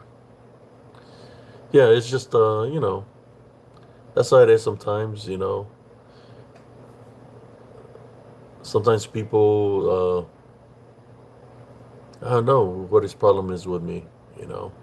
I raised my son by myself with a blood clot in my freaking leg. That I could have passed away, survived it, and my son has been with me all this time. You know, I'm glad that I was blessed to be in his life, and he's doing good for himself. You know, and I'm gonna try to live as so long the Heavenly Father blesses me, is to be here as much as I can amongst the living, to be in my son's life. I'm just blessed that he gave me the time, and of course I'm being relevant. That's why I do this works. If he sees that I'm worthy, then he's going to continue to bless me. You know, that's why I do what I do here.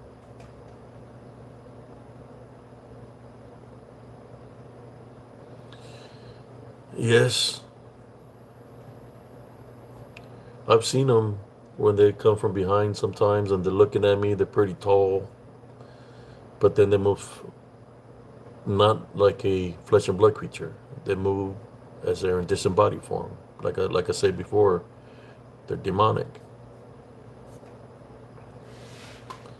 And some of the people within the community, they've done the works, and they've been tracking, following footprints, following banging sounds, following the ground sounds.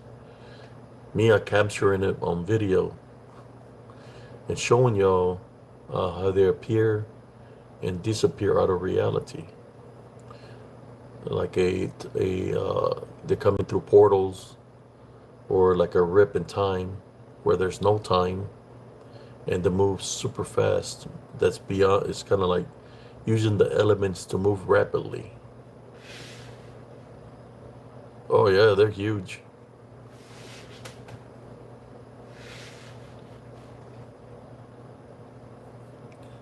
Thank you, GRZ. Thank you for all the likes, for all the people that are tuning in. Yeah, check out the short reels, man. The short reels by itself is my evidence, right? Where there's one of the short reels that I got that to me will be the scariest one that well, they're all scary, but this one you could see movement where it's rising from the ground up. It's smiling at the camera, and then it opens his mouth. Then it closes. You can see the teeth, but you can see it's in disembodied form. Then he closes the teeth, and then all of a sudden, as the shower goes, it goes straight down into the ground. Uh, that's like, to me, one of the creepiest one. I got another one where I'm recording and you see something turn its head like this, and it's looking at me. No, check out the short reels.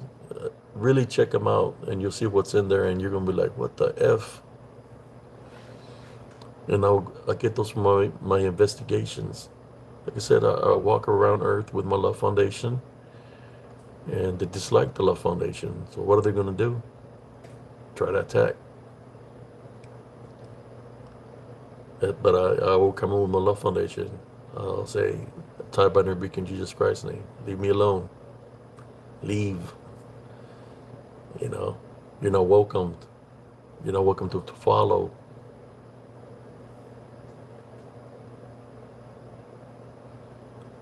I didn't get to debunk all my old videos that I had because, like I said, the haters came, and because I was bringing the spiritual aspect, I was bringing the truth to the not just the spiritual paranormal community, but to the any community. So people that are focused on doing the works of Bigfoot is real or Dogman is real, they can't be in a negative way, but because I'm proving it through the show reels or the screenshots, how they look. They're not here in the flesh. They're here in disembodied form. Uh, what gives them away during the day, it's the ultraviolet rays of the sun, which that could be like a rainbow, right? So it's the ultraviolet rays of the sun that gives their position away. That's why I go and investigate during the day to capture how they really look, right? In disembodied form.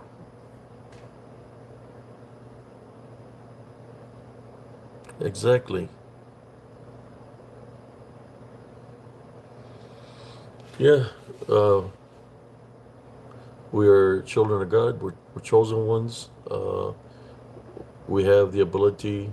I mean, they're destined to make it into the kingdom of heaven. Uh, just we're living here in this world right now. We're here for a reason, y'all. We're placed here for a reason.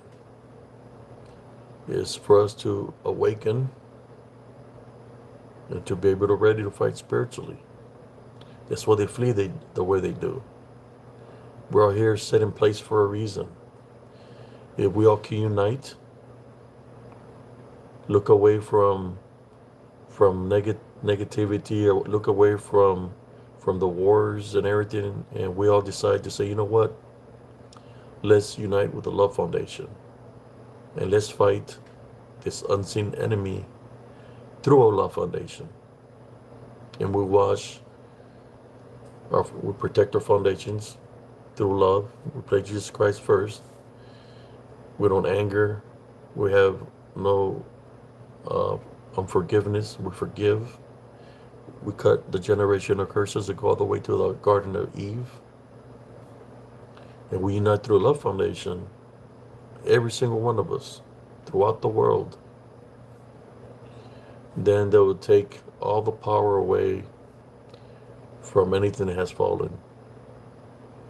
When somebody says, God bless you, brother. God bless you, sister. God bless you, brother. I love you, brother. I love you, sister. They have no, they won't have no spiritual opening if everybody's following suit. If everybody did this, right?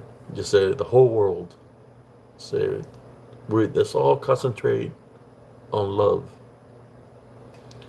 We'll send a shock wave to the unseen enemy. They'll flee. They'll go all the way back to where they came from. They wouldn't want to spend any time up here on earth with us because they're like trying to get away from the love foundation. I'm just being honest with y'all. That's how we're going to overcome the unseen enemy.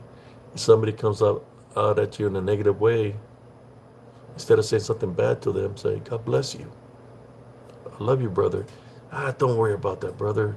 Even though they're cussing at you, let's go get something to eat. Let's go do this. Replace it with love. And they'll see that you're using the love foundation to do something good. Whatever's there that's causing your brother or sister to act different, it flees. Because, like I said, dislikes a love foundation. Think about it. Think about this. When Jesus Christ, when he went into hell in spirit, right? He went and freed his people from hell. So what does that mean? He freed some of his people from hell. That means that there is good people or good souls that are being held captive or imprisoned because they got deceived or tricked. So I'm more sure that he did that once, he'll do it again. How did it go in there? Through a love foundation.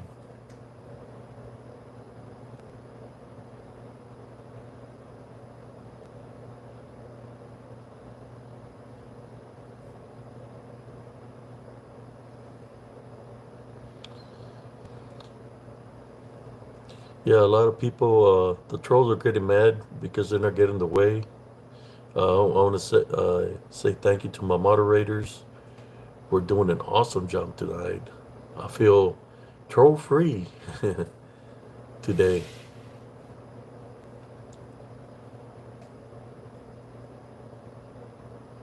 But yes, that's what you do. Do the opposite. If it takes an ugly manifestation, starts growling, making different sounds, talking different languages, right? That's what happens when I go out there and investigate. Hearing different noises, different sounds, growlings. I don't fear it. I'm a Tim Love Foundation. You will manifest. I say, I tie binary rebuke in Jesus Christ. They leave me alone. And they flee. When I say I tie binary rebuke in Jesus Christ, they do the opposite. He wants you to believe because he's manifested and is making tapping sounds, knocking sounds, pounding sounds. You start seeing something in your home. Well, that's already telling you something has entered your home. So you place in spiritual heavenly crosses, either with holy water or something pure, like olive oil. And you place the holy crosses on your windows and doors, and you say, I take authority over whatever's in here. You're not welcome in my home. Since you're home, you do that to protect your house. And it flees. Yeah. I'm 1-800 toll free Jesus Christ. Oh yeah, they're taking them out. They got their they got their I don't have the sound effects. They probably got their sound effects, and they're like, troll identified, fire on the way. They take them down. They're my flank tanks. They're watching the trolls, and they're taking them out as they're popping in. Yeah. So they're probably pissed.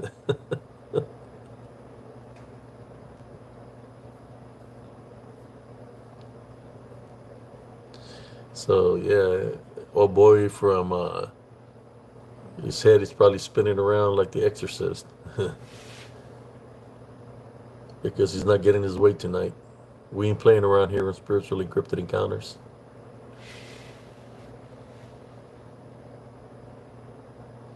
Yeah, they're they're on the tank with me right now, man. We got my gunner and TC. They're taking them out.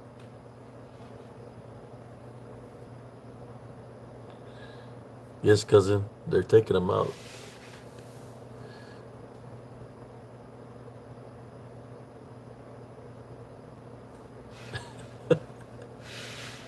They get it. They're probably pissed off. I had a German friend. Her name was Gabrielle, and she would always say, "It's better being pissed off than pissed on."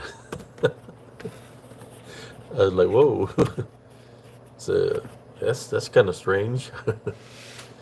She said, "I'd rather be pissed off than pissed on." It's like just a saying, you know. Like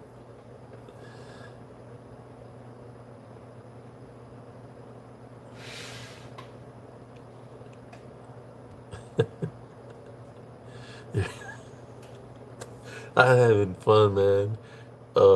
Oh boy, comes up with some stupid names on his profiles, and he's just getting target. They're target, ceasefire, ceasefire. Well, I'm going to continue with a story. What can I speak about? Give me a topic, and we'll talk about it. Uh,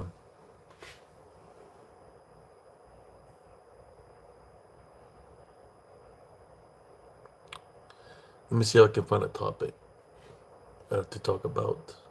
I want to talk about my great great grandmother, Ma Lola. Her name was Ma Lola, my great great grandmother. Um,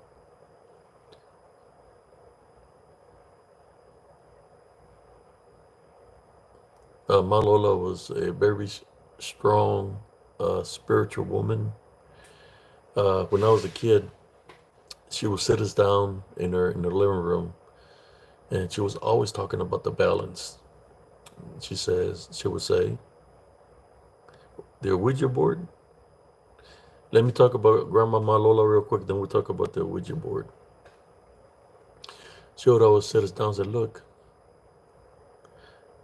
my time here on earth is almost over. I just want to let you know that there's a balance. There's good and there's evil.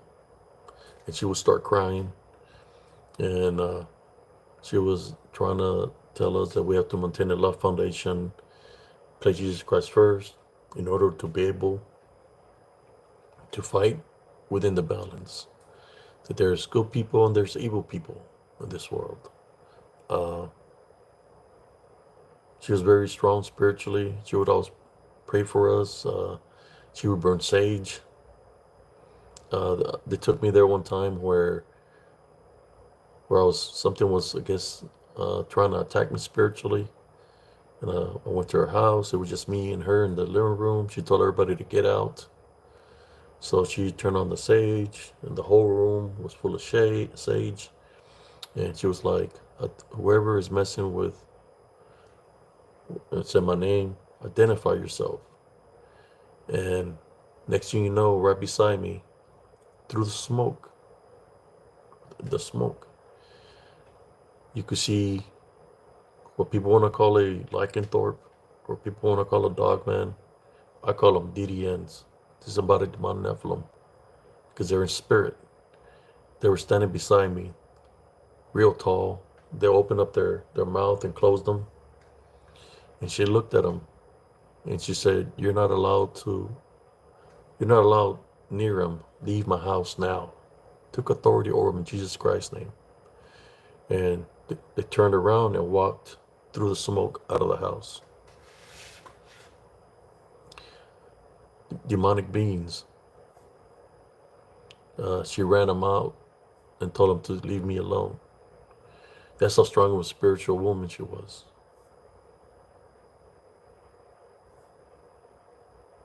I witnessed that. That's when I had already witnessed some things. When I was with the curandera in Mexico when I was 3 years old.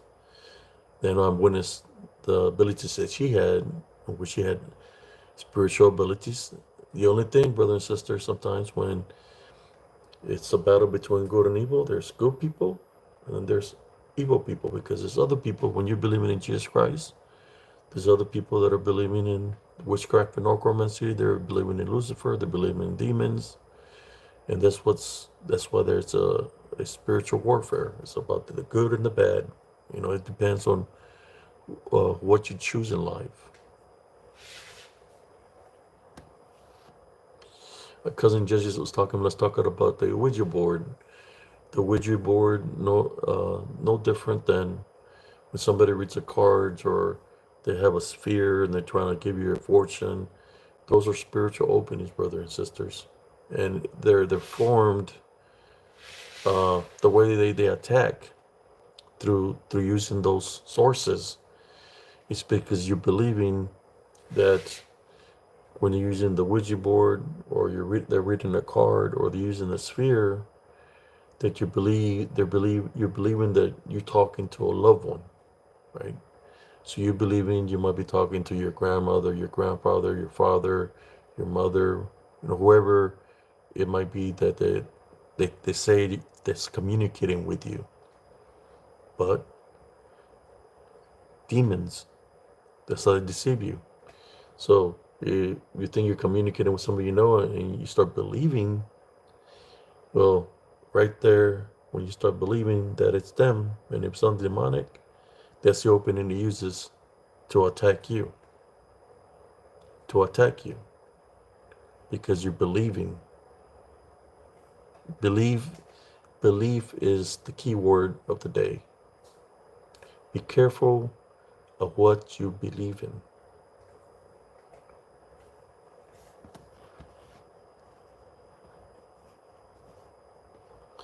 Yes, the Ouija boards is a portal. Any kind of ritual, circles with candles, with a pentagram, that's a spiritual opening. That's a portal. A lot of portals in that way, but it's dealing with belief, the belief factor. That's how they attack.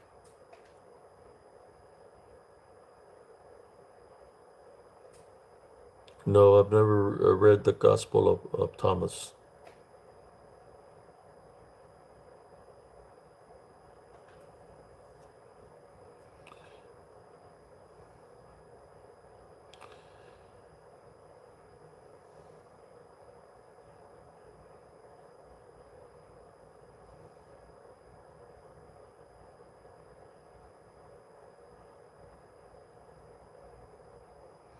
Sorry to hear that, Eleanor.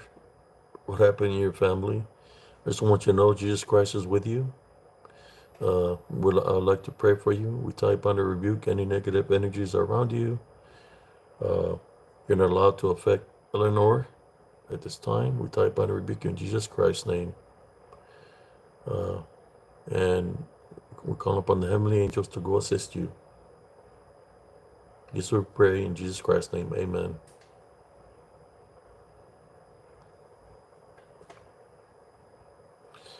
I have my relationship with Jesus Christ, and that's how I make the stories. But yes, Ouija boards or spiritual openings.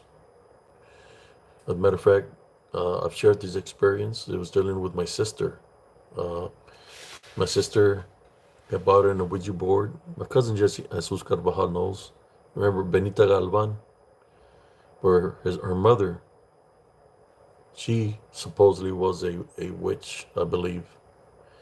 And she had this 25-year-old Ouija board. It was all black. She bought it from her, and my sister was carrying it with her everywhere. You know, I was too busy working 2 jobs. So there was a lot of incidents that happened with that Ouija board.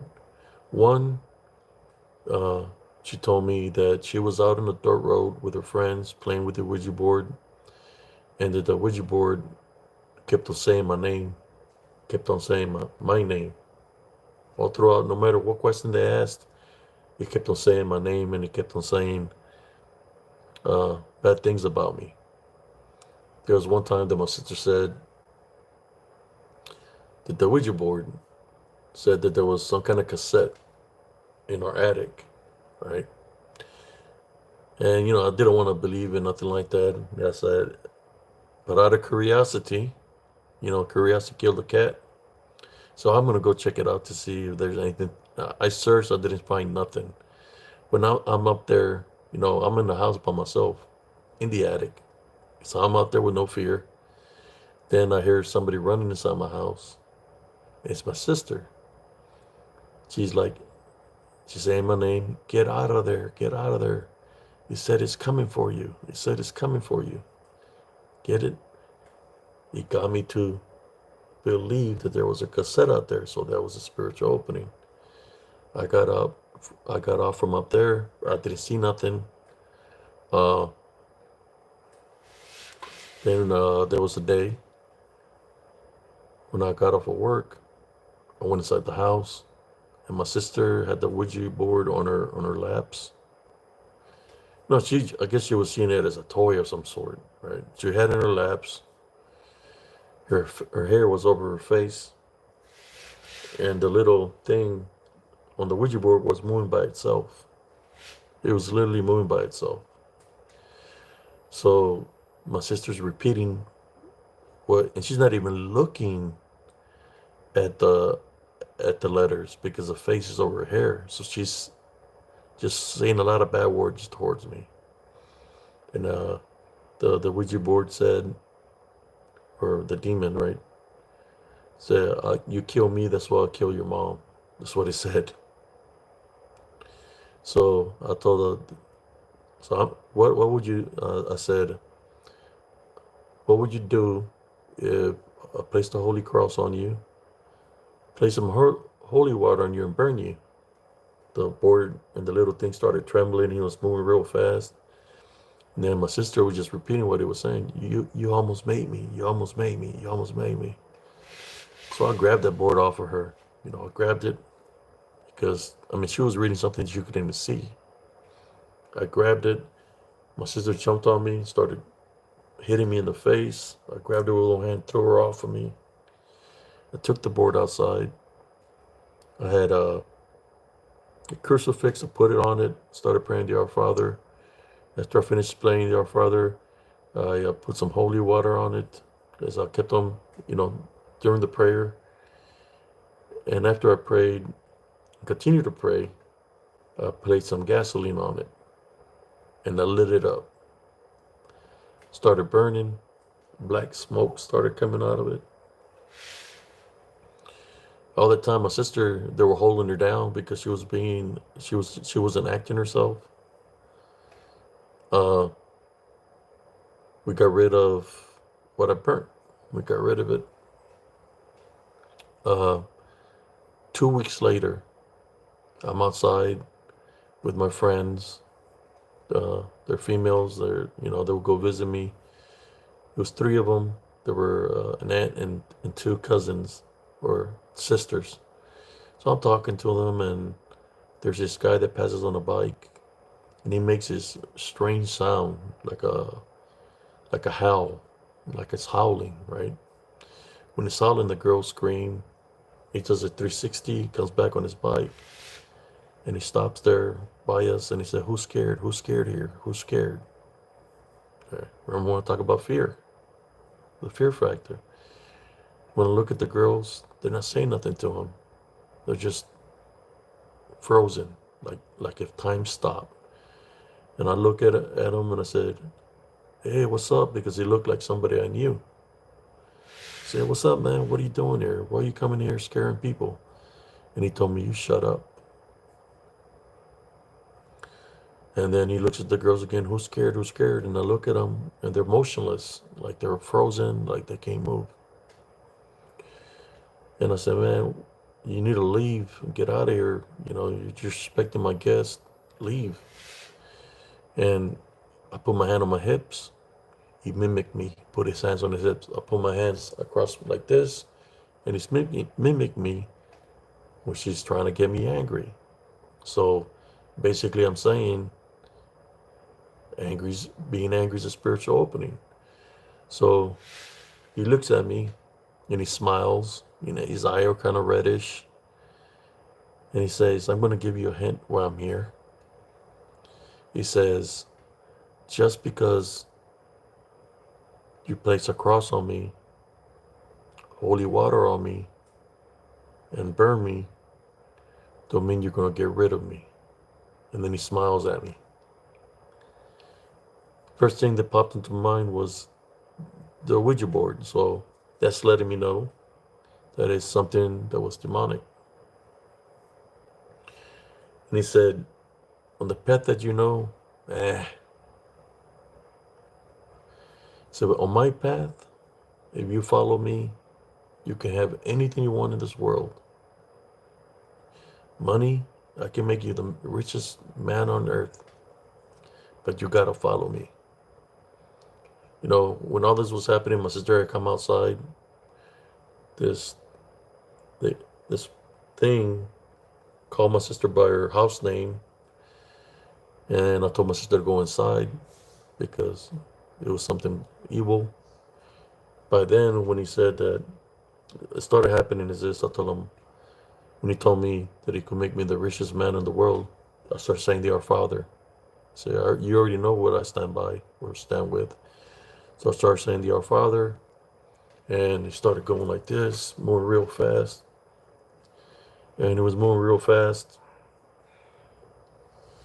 This car was passing. When the car lights hit him in the face, the only thing you could see was a skull and a snake going through the skull's eyes. And when he passed, he was still moving fast like this. And he said, "I can't win right now. I can't win right now." And he said, "There's going to be a time that he's not going to be with you and I'm going to be there." He turned got on his bike and took like 2, 3 steps. There was a puff of white smoke. It smelled like sulfur. He was gone and the bike was gone. So basically what I'm saying, they can manifest into anything. If it can manifest to have a bike, it can manifest to have a car, it can manifest into anything. So if they can manifest to look like a bike,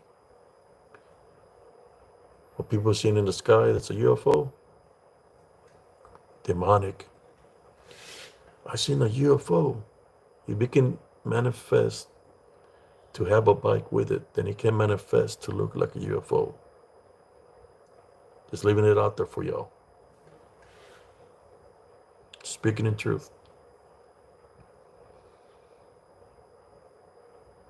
My sister remembers. She don't remember what happened to her, but she can say the stories of when she messed with it, that it would bring my name up.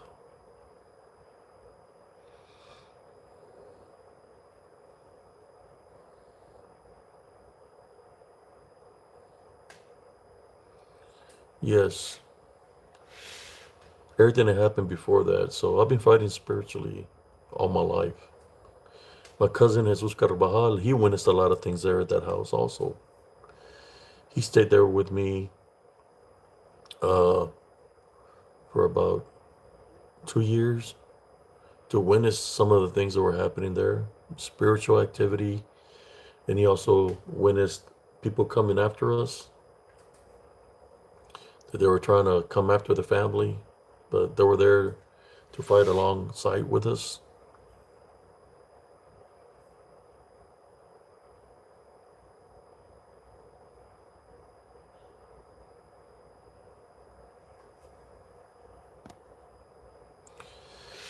Like I said before, I personally do not believe in cryptids, even though people say they're cryptids. To me, they are demonic in nature, 100% demonic of nature. That's what I've experienced or what I witnessed. Because a deer is not going to be able to disappear because it's a flesh blood creature. A lion is not going to be able to disappear in front of you because it's a flesh blood creature. Well, the Bigfoot is recorded has disappeared. The dogman disappears. Mothman disappears. The goatman disappears. Aliens disappear. And you keep on naming them. Whatever kind of cryptid, they have the ability to disappear. The only thing that has the ability to disappear and go to a different dimension or portal or demonic beings.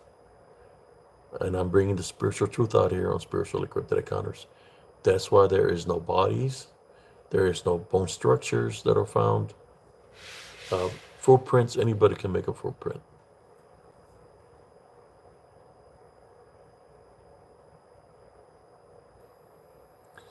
My cousin Jesus Carvajal is saying there was a legion in your house. Uh, I don't know if I'm allowed to add you in. Do you have maybe y'all can hear his story, what he witnessed there in the home where I lived. Uh, I don't know if I can add him or if are you allowed to send me a request, cousin? I don't know if you want to share, or maybe you can write it down. But he had the experience there also. That there was unseen forces that were around us. Like I said, I was fighting spiritually. Been fighting spiritually all my life.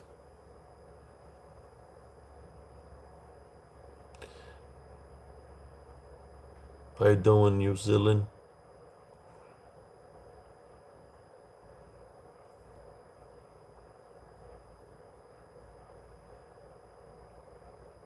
What part of New Zealand are you, New Zealand?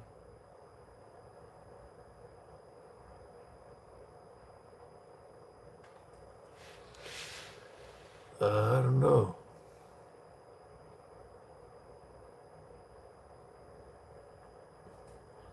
There he is. Aries again. The troll's back. There you go. He's out of here.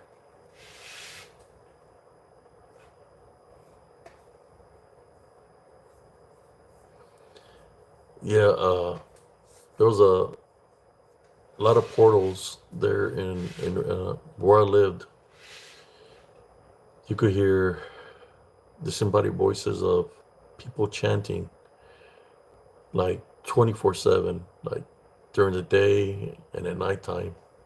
And it's like the voices of females chanting. That's why I'm kind of glad that the house doesn't belong to us no more. The house belongs to the facility where my dad is in. That's taking care of them. The house belongs to them now. The property belongs to them. So I'm glad I don't have to deal with any kind of property or house.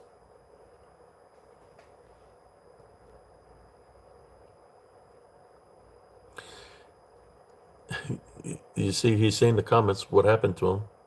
The ponder in the floor back room, the peeker in the back room. What color eyes did the peeker have, cousin? Tell him how he looked like.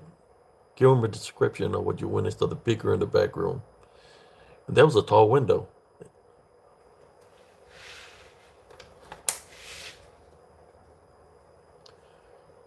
She'd almost got dragged under the bed by an unseen force.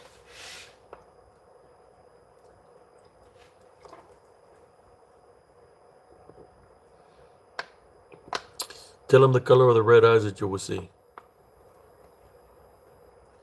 That last room was a lot of activity in that room.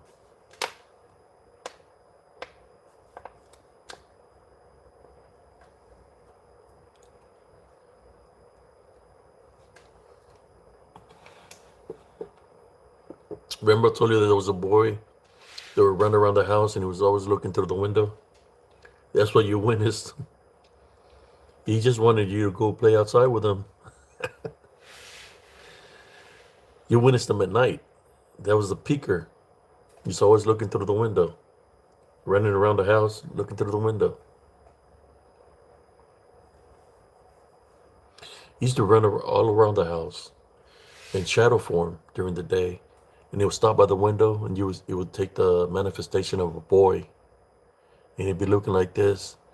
Next thing it takes off and you see a blur and it's moving real fast.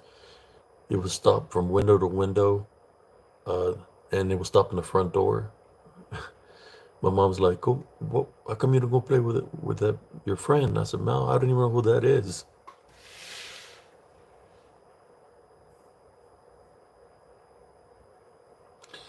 I believe that in that, yeah, and the smiley man. That's what I call the smiley man. Uh, I'll share that story. The smiley man. Uh, the creeper was always looking through the windows, even when you took a shower. Sometimes you would see the red eyes through that window. But the smiley man, I remember I would like staring at the stars. And one evening I was staring at the stars, something just popped right in front of me. He had a hat, like a lowrider hat of some sort. You could see the whiteness of his eyes and white teeth. And he was just smiling at me. And then he put his hand on the screen window like this, like trying to get me to touch his hand. And I ducked down and I covered myself up with a blanket. And I was looking through a little hole. And he was looking at me like this, looking at me with a smile. Then after a while, you just see it move. I went to go look to see it was gone, and I couldn't see him no more. But now that one was creepy as hell. It happened to me when I was like around in third grade, when I seen the smiley man. You see, even my cousin knows about the running footsteps on the roof. Somebody running on top of the roof. You could hear banging on the walls, pounding underneath the house because our house was on pillars.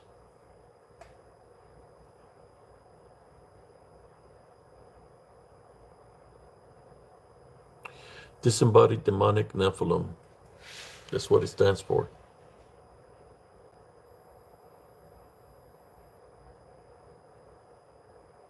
Good job, mods. Yes.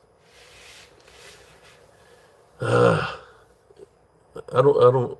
People call them Bigfoots, Sasquatch. Even the natives will tell you they're demonic of nature. Even the natives, they live out there in the woods. They tell you they're demonic of nature. There's no such beast as that's in the flesh. That's a Bigfoot. They call them Sasquatch, and there's a different name that they call them, but they say they're demons. They're demonic of nature, and this is a manifestation that they take. Like I said, demons. What do you think, Sean? If it's demonic, do you think it has good intent for you?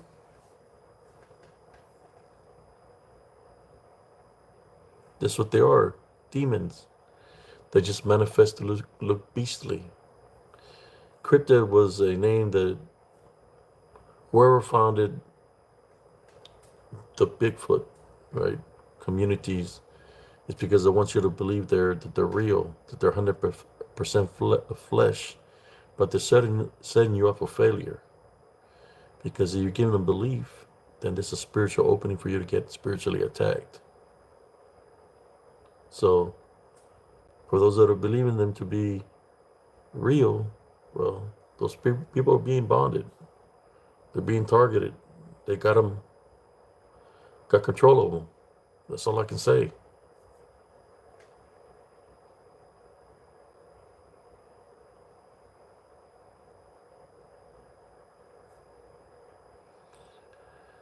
Yes, it's the same thing, just different manifestations. Just the story of the demon that how I could see a skull, and then that it disappeared, and he had a bike with it. Even the bike disappeared. What is it saying? Did the demon manifest and take the bike with him, or was it a demon that in a manifestation of a bike? So it was not one demon, but two demons because it can manifest into different forms.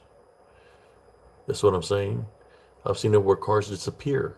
You know, a car can completely disappear. So there could be a demon manifesting to look like a car, look like a spaceship. That's what they do.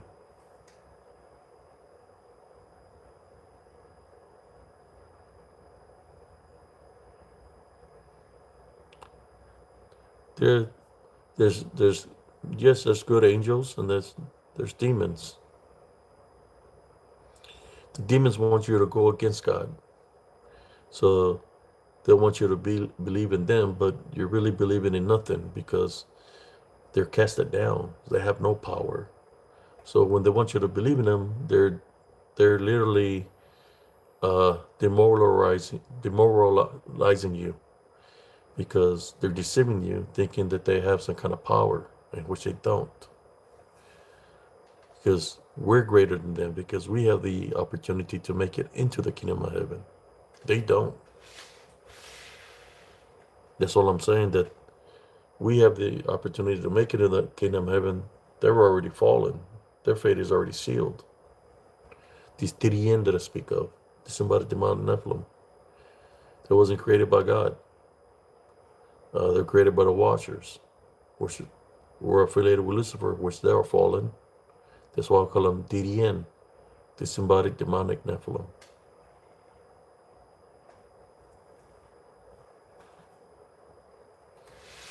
Yeah, I witnessed a lot of activity there. All the activities that Cousin Jesus said, there were at one point in time, everything would happen at once.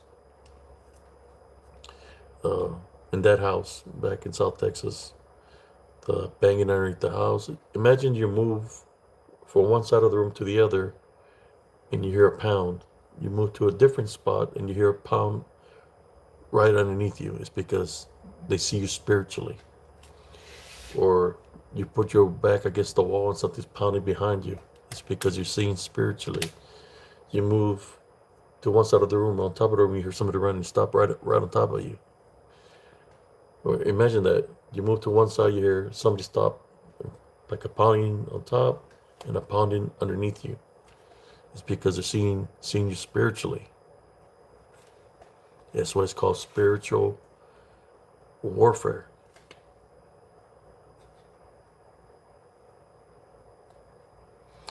Somebody says, so do you think there's angels on earth?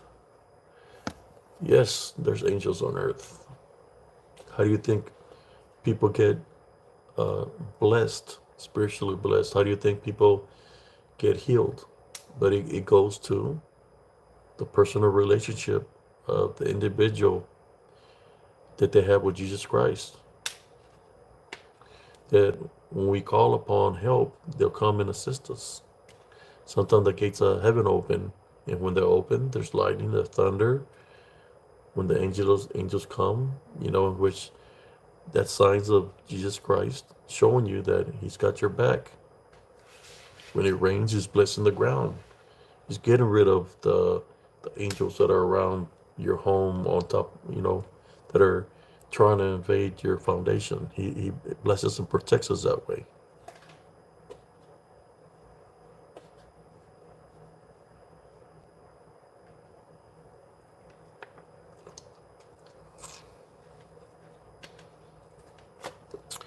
Yeah, I'm just here to let you know, for those Bigfoot hunters out there, when you hear banging of the wood, how many knocks are you hearing? Are you hearing one knock? Are you hearing two knocks? Or are you hearing three knocks? If it's three knocks, then I'm sorry to tell you, it's not a Bigfoot. It's letting you know it's demonic if it's doing three knocks. When you yell because you're mimicking the voice of something, then he yells at you back. He's like, oh man, I made contact with Bigfoot. So no, you just make contact with a demon. It's getting you to think it's a Bigfoot, to spiritually bond you, spiritually attack you. You're already there in the woods. You're just trying to pull you in deeper and deeper into the woods. Then you'll have a form of Wendigoism. What is a form of Wendigoism? Possession. Demonized.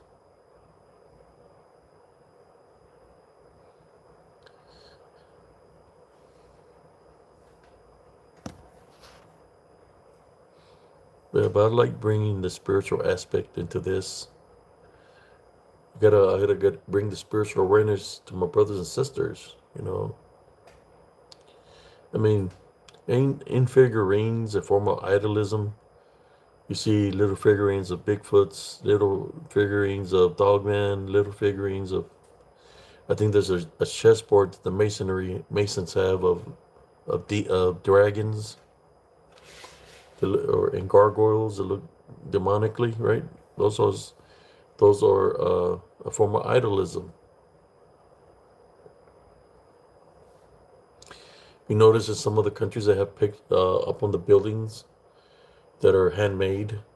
They have pictures of gargoyles, and in the Catholic Church or where the Pope lives, there's within the church there's statues of demons or people that look demonized. I think they have a picture of what seems to be Pan, or an angel that looks like an angel, but it kind of looks like Pan, you know.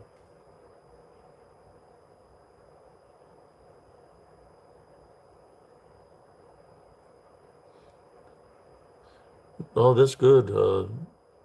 Who's on timeout right now? I see you taking off all the questionable people, and that's good. You know, that's what I want you to do.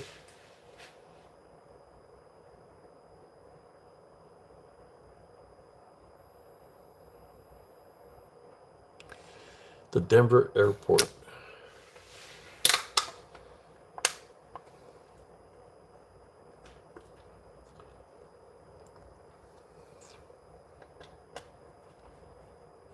Yeah. That's why there's so much demonic activity in the church. Because that's what they're really representing. That's what they're really representing. If they're Roman Catholics and it was the Romans that took out Jesus Christ, what do you think the cross is up there? Do you think is it because they're believing in Jesus Christ? Or is it because they're making fun of Jesus Christ, but still having him on a cross? Think about it. It was his own man that would tell me, he told me, Jesus Christ is free. He's in spirit. Why would they put him on a cross like that? It's something to think about. There's a lot of people that look into things. So why would they have him out there? Wasn't it the Romans that killed Jesus Christ? So why would they still have him on the cross? Because they want to relive the moment of what they did to him. Then in the main church, they have the dragon or the serpent and all these things that look possessed within the church. See, that's why I stopped going to the Catholic Church. I'll see all this demonic activity, unclean spirits flying around in the church all throughout the mass. Had that Mother Teresa locked me up in a closet for hours, and then she'll open the door, dark closet. She said, "Are you scared?" And I said, "Jesus Christ is with me." She would get mad and close it.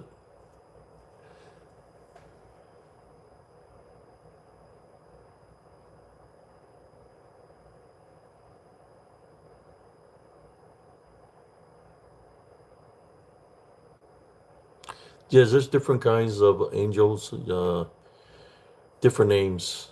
You got some that are cherubim. Uh, the the angels, they have a rank structure, and every angel they had a certain way that they looked. But there's certain angels that can manifest to look human temporarily. There's a rank structure of different angels. You got to remember, 1/3 of the heavens fell.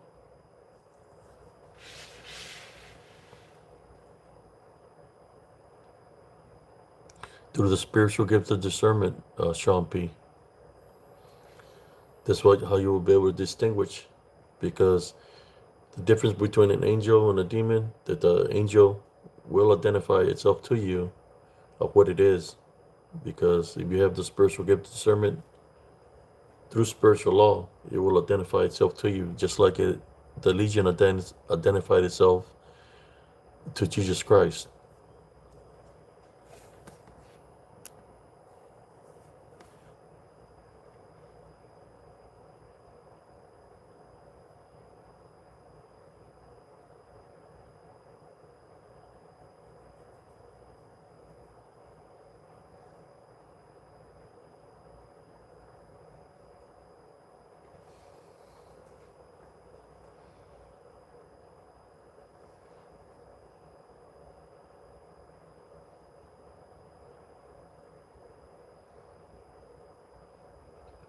Uh, the angels, I've seen them in human form. I haven't seen the ones that I've seen look human-like. The angels that I've seen human-like.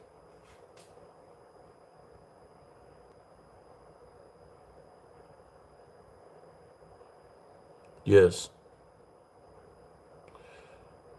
we are children of God.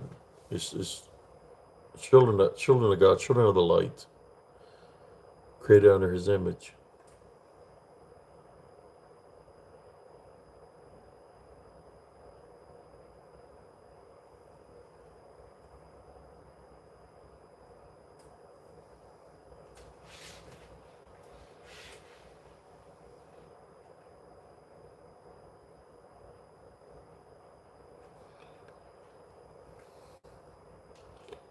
I thought somebody was gonna say Charlie's Angels. So, well, I seen one of the Charlie's Angels that looked like 3 females. That's a joke. Uh,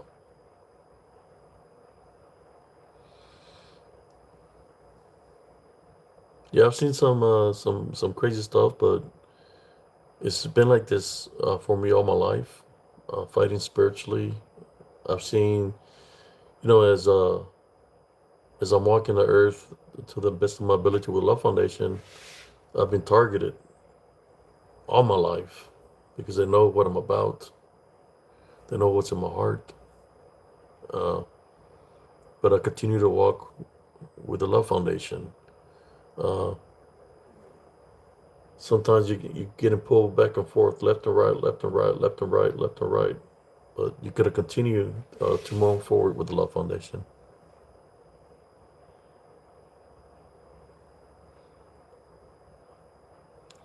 Sean P, have you ever seen a wolf standing on his hind legs, Yeah, the manifestation, I've seen how they looked. The legs look curved inward like a C. Uh, they got the one I seen one that looked reddish brownish, and then I seen one that was all black, full of muscles.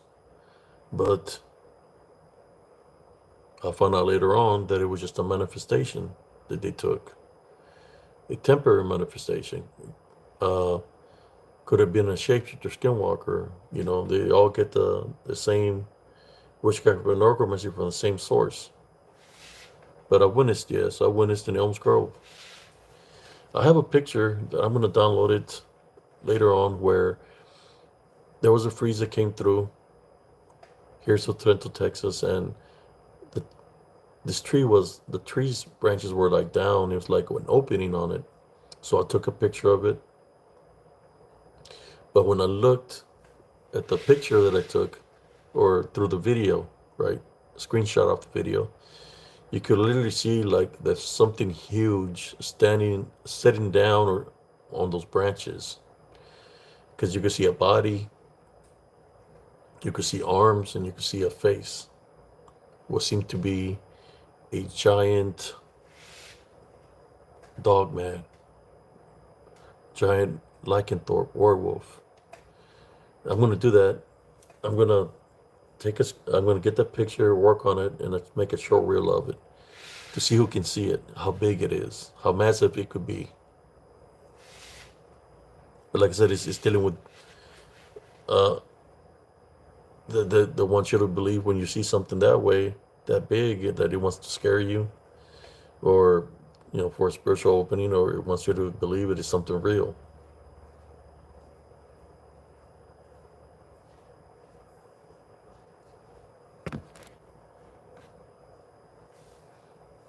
Yes.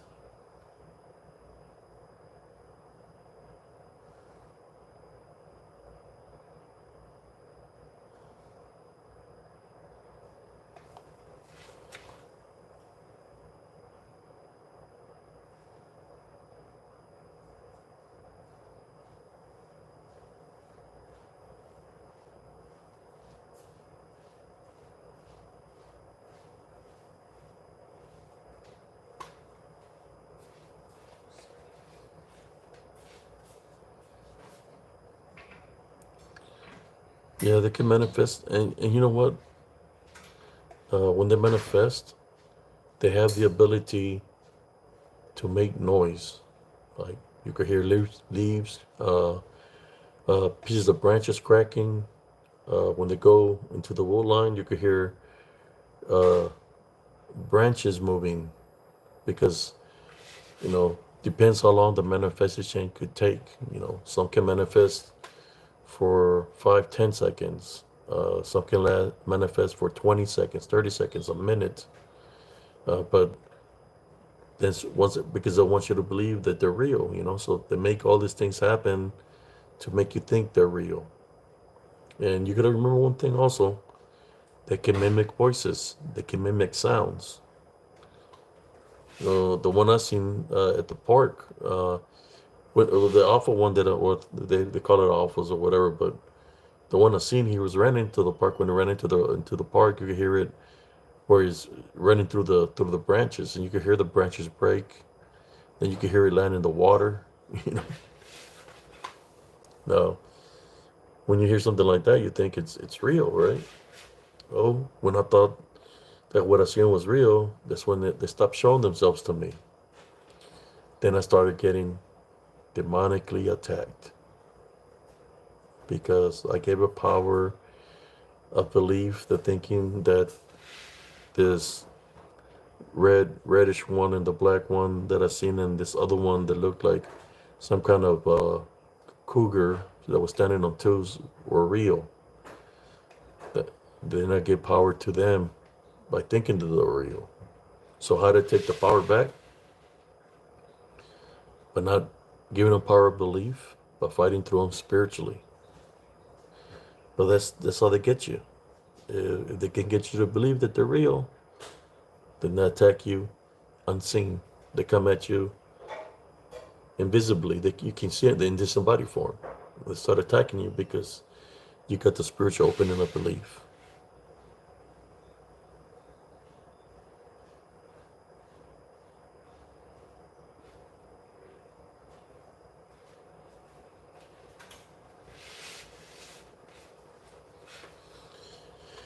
Yeah, brother, joint could have been the spiritual opening that you might have witnessed it too.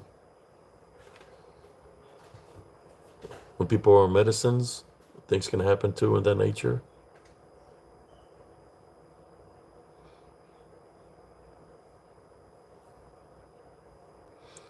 Uh, the only thing I will say to you, Brother Sean, is to put it to the spiritual test. And the spiritual test will be to say, in true faith and believe in Jesus Christ, I tie, bind, and rebuke you in Jesus Christ's name. And if it disappears, then you will know right there and then that it was something that was in the flesh, that it was something that was demonic.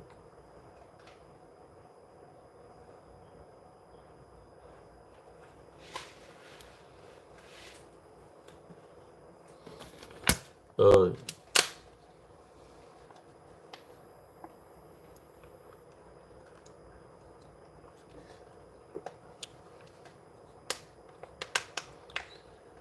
yeah, that's what they do, man. They want you to get to believe in them.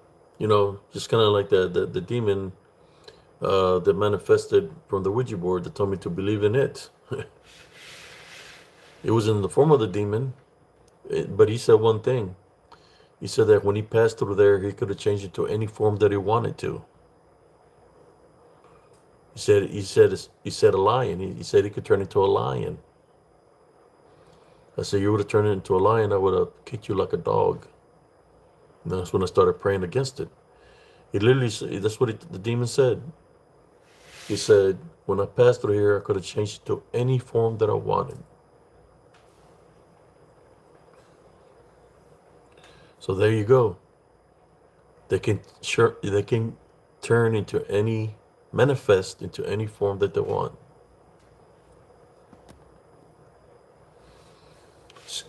The skin. Where do you think the skinwalker and shapeshifter get their witchcraft and necromancy from? Demons. Yes. Brujas and brujos. Witchcraft and necromancy. The pharaohs. Witchcraft and necromancy. All the pyramids. They were believing in the Anunnaki, the Watchers, demons. All that sources from demons.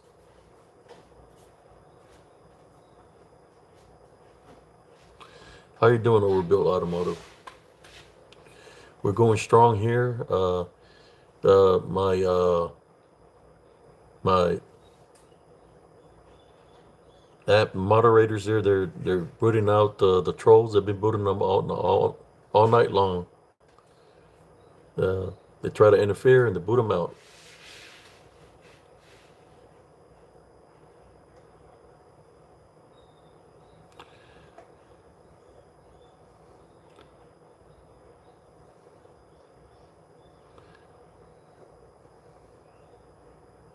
Thank you for all the likes. I appreciate y'all.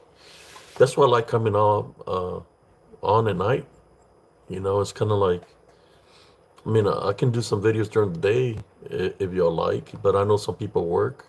You know, I hope I'm not taking away your sleep. You have to go to work.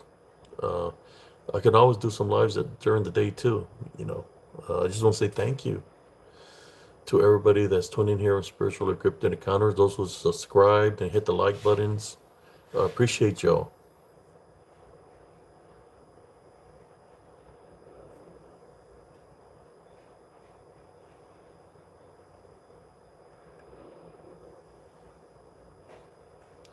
Thank you, Brother Sean. Yeah, it's sometimes, you know, when you speak in truth, all those snakes come out of the nest. because you bring the truth, you bring the light, you bring Jesus Christ into the picture to speak to people that might be in the community because they're believing in this and this and that.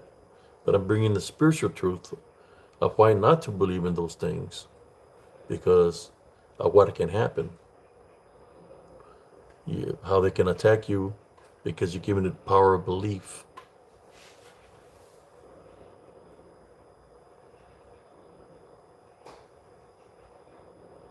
You're welcome, Chu Perez.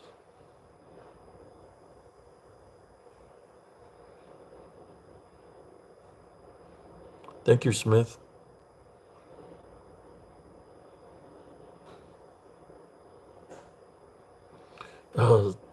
Thank you, Ivy.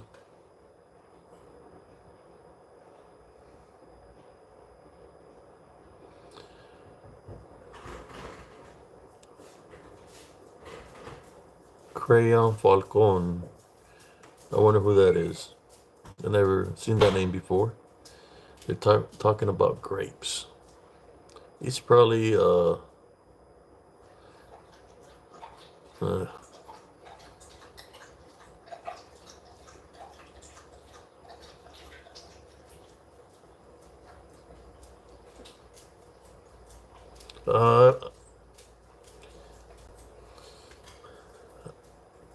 spiritually, I went somewhere a long time ago in which you could say I've been through space, but not as an astronaut.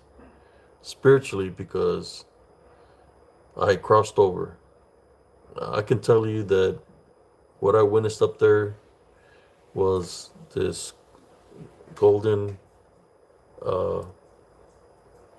stairs and a platform up there where there was something very bright, and I could see the silhouette of something very big up there.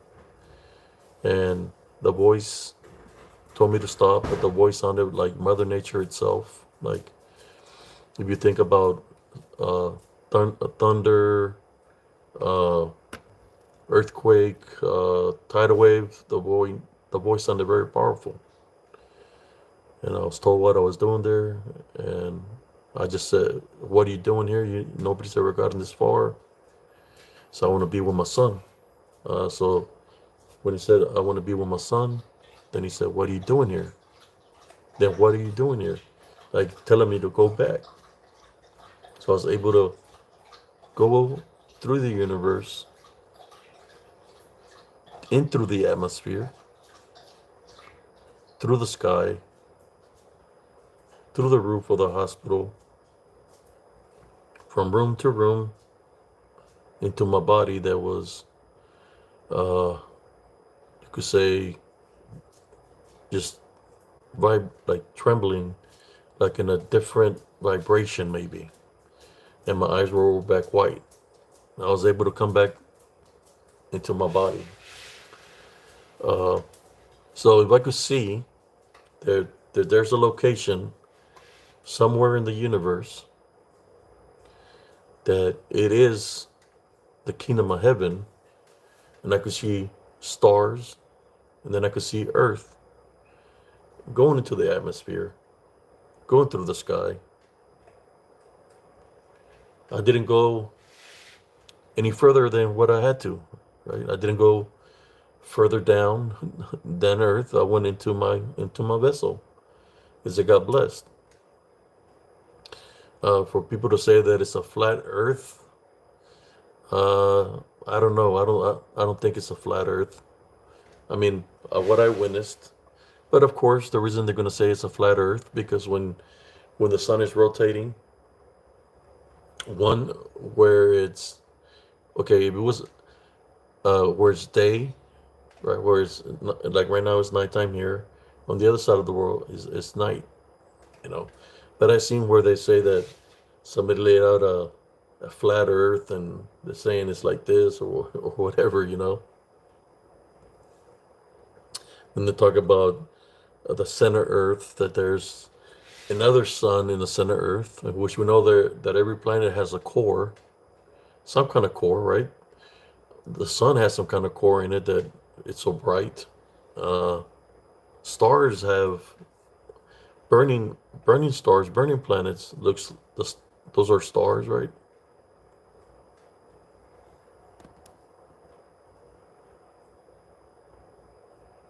Well, I was in a ICU room in the hospital. Uh, so yes,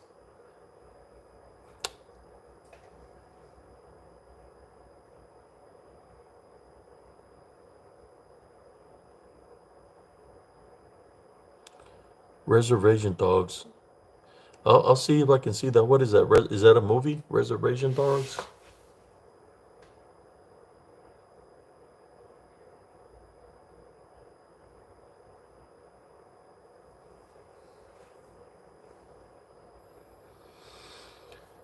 Yeah, when you see the blackness of the, that was a movie of oil. When you think about oil, there was a movie, something dealing with that. Like it had to do with something black that was coming, like some kind of goo that was coming from the earth, and the people from the town were getting like taken over by this thing that was like oil. I just can't remember the name of the movie. Thank you, brother Sean. But in saying that, I don't want to keep you all too much. Some of y'all need to get some rest. Uh, I just want to say thank you for those that tuned in. Uh, and thank you all for tuning in. Uh, we're in the Kev where you're at.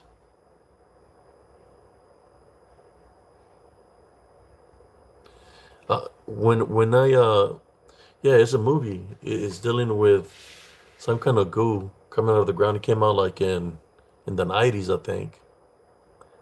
I just can't remember the name of the movie, and it's dealing with that, what you're just speaking about, and which makes you wonder that some of the things that people say, if it's coming off of movies that people are making, right? Because I've seen a movie like that. Of course, now they got movies of things that we speak about. They got movies of demons. They got movies of Lucifer. They got movies of Bigfoots. They got movies of werewolf-like creatures. They got movies of Pan. They got movies of the Titans, uh, which are the demigods. They got all these movies out of all these creatures that people talk about. Why did they do that? Did they do it to take away from the the the, the things, the spiritual, the things that are spiritual real, to confuse people? I think there's one different things, They got Ouija movies. I think they got one called The Tarot, a movie that just came out called The Tarot. It's dealing with cards, and it's a scary movie. Of course, people that are possessed. You got movies that are The Exorcist, and so many other movies in that nature. You got movies. There's a movie of the Djinn, soldiers. It's a new movie that just came out of soldiers that were somewhere else, and they were out there in combat, and they got attacked by the Djinn, and they got possessed by the Djinn. You know,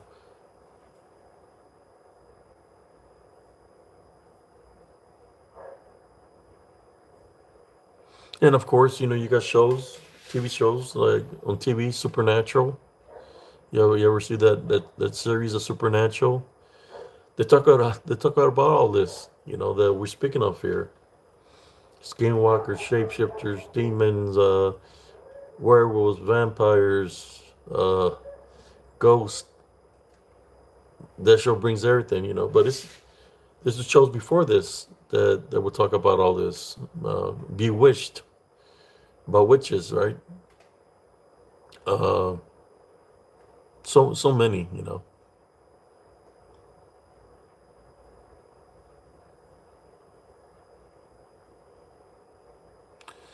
Yeah, priest. Yeah, the nun. That's like, uh, you're welcome, Justin. The nun. This is amateur horror. We're going old school. We got amateur horror, Evil Dead, uh, what's the one with the Mothman movie? Like for everything that we speak of, there's movies out there, and there's other movies like Bigfoot. There's a lot of movies on Bigfoots. There's movies of La Soyona. If you go into like movies from other countries, you find movies like La Soyona, which is a woman also that is that if you don't pay attention to her feet, then you'll know that you're dealing with a La Soyona, which is a beast. It's a demonic beast that it's kind of like Llorona, but it's in our country it's called La Soyona. Then you got the Wailer.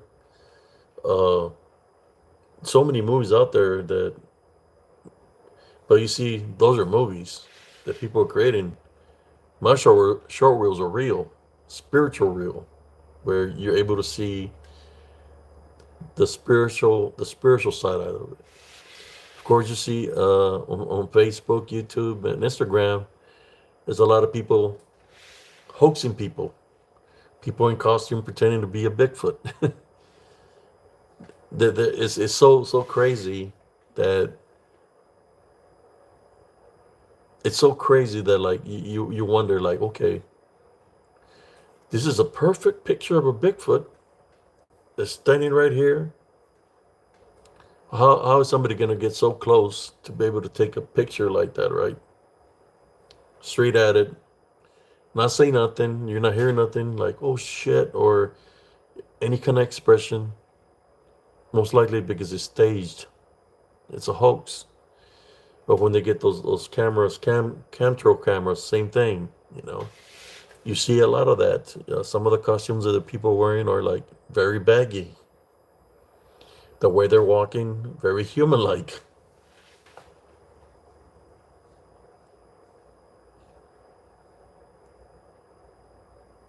Yes,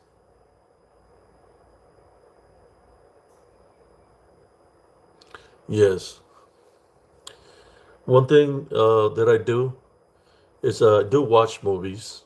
I like watching movies, but at the same time, when I see certain things, it's like, I can tell when a movie is legit, spiritual legit. Like, hey, they know what they're talking about. This movie, the images that they're putting out there is exactly what I've seen. I was seeing a movie about a witch, and when I seen the witch in the movie, it looked exactly what I seen one day in the woods. So there's certain movies that they do capture in pretty good detail the things that people describe.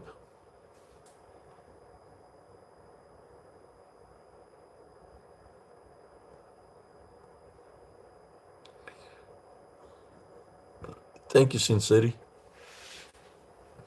Uh, yeah, I, s- I guess the reason I see scary movies, it keeps me, how should I say, uh, keeps me with no fear, Because what I run into, then if I see a movie, it's like I never have a reaction like where people jump out of their seat or something. I don't have that reaction because I've already seen a lot more worse than that. You know what I'm saying? So I don't have the reaction because we're not supposed to react with fear. Why? Because fear is a spiritual reaction. So in a sense of what I would be like a party pooper scooper going to a horror movie where people are like, "Oh, that was scary," and I'm just not having no kind of reaction to it because I've seen things worse than what's in the movies spiritually.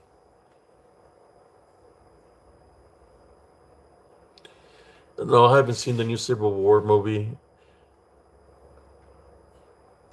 You're talking about where something is happening within our the United States? No, I haven't seen that. But in saying that, brothers and sisters, I will let you go now.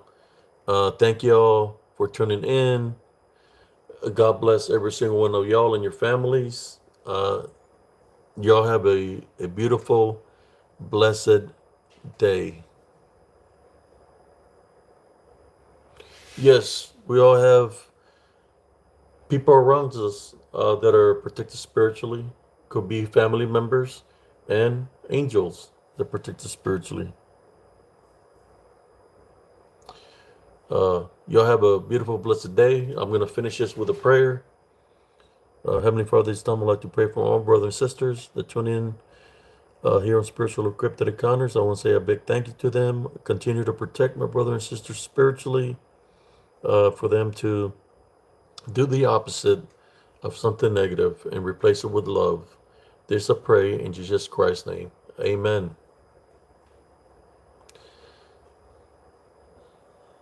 Yeah, I try to do a live almost every evening.